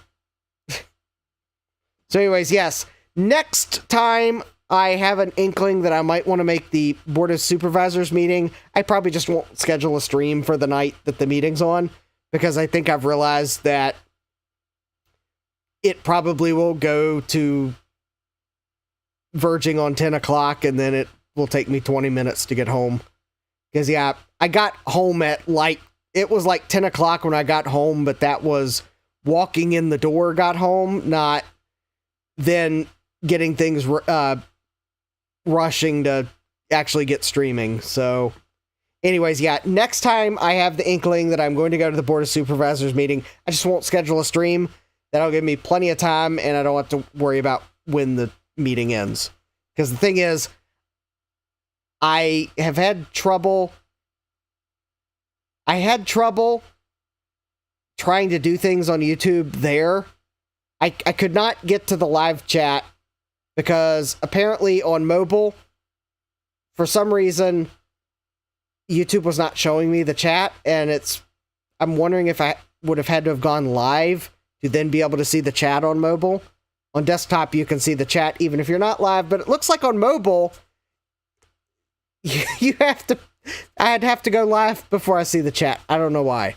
So I couldn't put anything in the chat, and I couldn't change the time of the live stream because I don't know where that setting is on mobile either. I think it's like YouTube hides that setting on mobile. I think I might have found it, but then again, I might have been looking at a stream I'd already done and tricked myself. So anyways, I couldn't change the time that the stream was scheduled to start while I was out. and I couldn't put anything in the live chat. So thank you. I think it was Jack saw my posts on X or social media, wherever I managed to get it real quick, while trying not to make it obvious I was on my phone, because they had a no phone sign up. So I was trying to stealthily do it. So yes, thank you. I think it was Jack saw it and copied it from X to the live chat. So yes. Yeah, if there's ever a time where I'm not live and someone check social media, because if I'm ever somewhere running late and I'm not here, then check social media, because it could be a case where I can't post the update to YouTube because they've hidden settings on mobile for whatever reason. I've complained to them before about it, but 622 subscribers, not gonna listen to him. It's like, my complaint goes on deaf ears. But anyways, yeah, I'll post it to another social media if I can. So anyways, yeah. So next time, if I go to the Board of Supervisors meeting, I just won't schedule the stream. Or I won't schedule it on that Tuesday, because they always have their meetings on Tuesdays. So considering our county needs a reservoir, and it would be probably good if they build it sooner rather than later, it may be a continuing thing where I occasionally have to go remind the board in the public comments section that, all right, we need to get at this, because that water that we need to be storing in a reservoir is going to go elsewhere otherwise.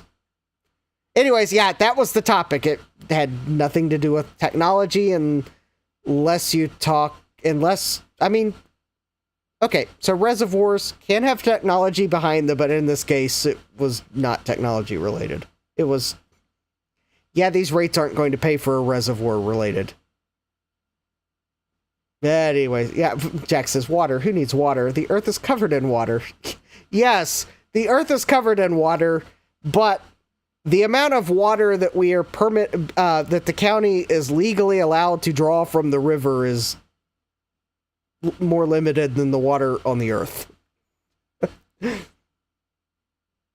So anyways, yeah, thank you for being understanding about that. I was able to provide my comments.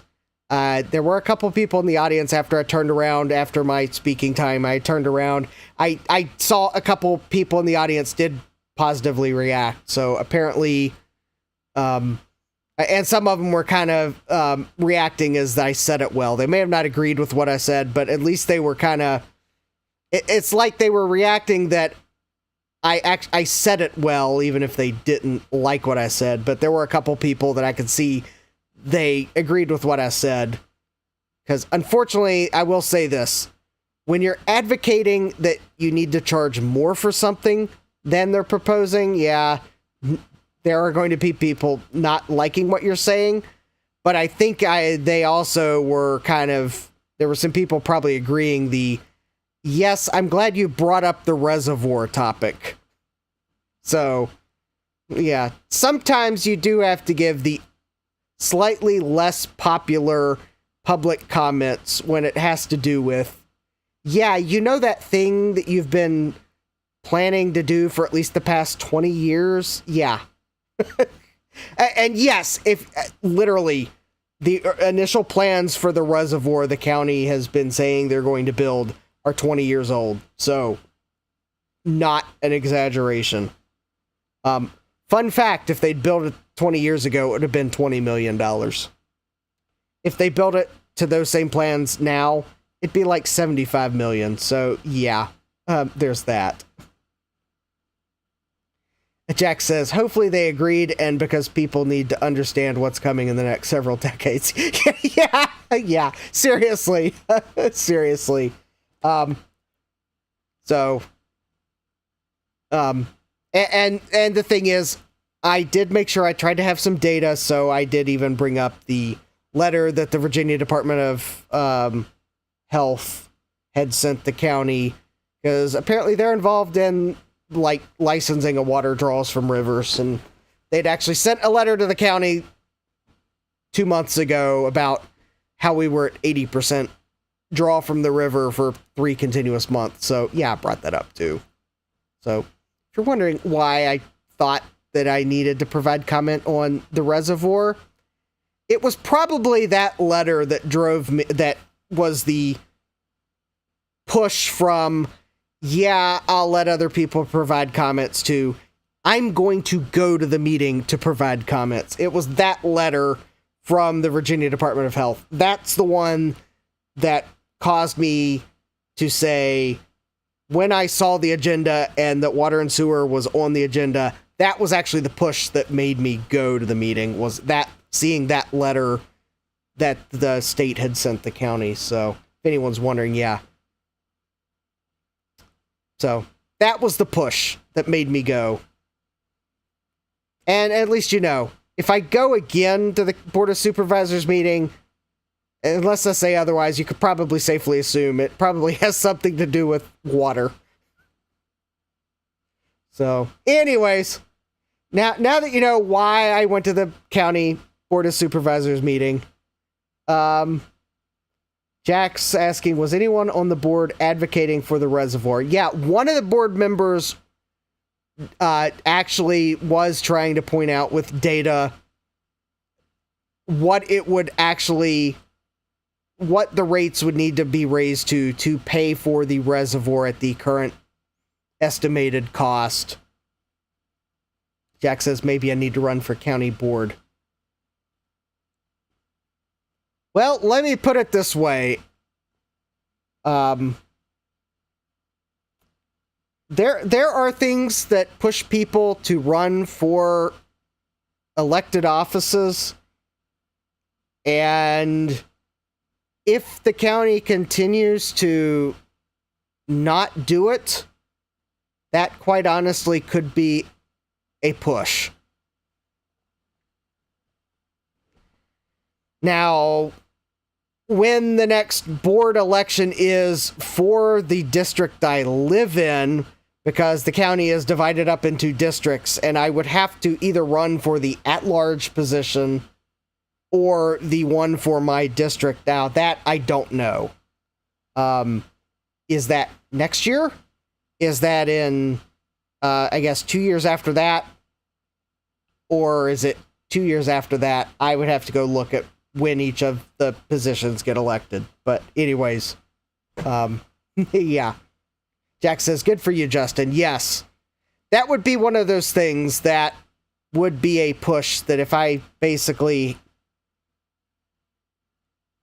if the board continued to not be proactive on that, that could be a push to actually look into running for office. Now, could I be elected on a platform of the county needs a reservoir? I don't know, but yes. Yeah, Jack says, being involved in local politics is not glamorous, but super important. Jack says, I'm fortunate to live in a fairly well-run city. I would have to say that our county is probably not perfect, and a lot of things do seem to be run right, but I am getting more and more disappointed about their inaction over a reservoir. So, yeah, that is really beginning to be a... Jack says, yeah, you might need more of a platform than that. Yeah. Yes. There is a lot our county does right, but they need a reservoir. It's just comes down to that. So anyways, that's why I went to the Board of Supervisors meeting. That's why I wanted to speak on the public comment portion of that section of the meeting. And if I have to continue to be a reminder to the board occasionally over, hey, you know that little thing called the reservoir, then I'm going to do it. Because if I occasionally have to skip a Tuesday stream to be the reminder to the board that we need a reservoir, it's a small price to pay. Because sometimes you just have to be more active in local politics. I know I usually joke that politics is poly meaning many and ticks is the blood-sucking creatures, but sometimes you just have to say, I gotta skip a stream, I gotta go, I need to participate in local politics, because there are things that need to be done, and I need to say something, and you meet people too while you're there, so, hey, you can get to know people that are in the county. So, yep, not all the time can you be doing the glamorous fun things like repairing computers and teaching others about technology. Sometimes you gotta go say something about the water and sewer system in the county. And yeah, not glamorous, not necessarily on the side of the county you want to have to drive to on a Tuesday night, especially after daylight savings time ends, because yeah, it's on kind of like not the absolute farthest point west in the county, but it's about as far west as you go before you start going up the mountain. So yeah, there's that. But yeah, sometimes you just got to say, hey, I got to say something. And yeah, Jack says, we'd all rather be playing with our Trident collection, but water is important. Yes. Because after all, without water, you wouldn't have the lost city of Atlantis and Tridents underwater and things like that. So anyways, yeah, I got to say something so we still have water so we can joke about Tridents. And with that, now that you kind of know why I was MIA on Tuesday, I'm glad you all understand. I guess it's probably time to draw the stream to a close, because as Jeremy says, water is life. Yes. So I guess if there's going to be a topic that causes me to go to board meetings, I guess water is a good enough reason to say, hey, I got to go to an occasional meeting. So anyways, with that, I would like to thank you all for joining me for the fun we've had tonight. I'd like to thank Joe for the A2 Pico. He so kindly sent it to the channel. I will have plenty of fun with it, and I will have to play more Arkanoid to get better at it. Glad had some successful potential regrets, and hopefully I'm even going to be set up to work on the bump bar on Tuesday. So anyways, yeah, it was a fun stream. I'm glad you all were here. Thanks for hanging out in the chat, being cool. Don't forget to smash that like button. Lets the YouTube algorithm know you like content like this. Subscribe and turn on notifications if you aren't already, because you won't want to miss upcoming live streams, especially trying to get the MIDI out running on the bump bar so we can have Doom with sound. I'm really hoping that works. Hopefully with an SD card, we'll have more luck. And I hope you all have a great rest of your night or evening, as the case may be. And with that, let me make sure I've got my finger on the correct button. So take care and God bless. Computerized Start is brought to you by my awesome patrons on Patreon, and by your tips and memberships on Ko-fi. These and other channel supporters make my live streams possible. You too can become a channel supporter with tiers starting at just $1. Don't forget to smash that like button. And if you've liked what you've seen, subscribe and turn on notifications so that you don't miss the next video or live stream. And as always, thank you for all your support. I hope to see you next time. And until then, take care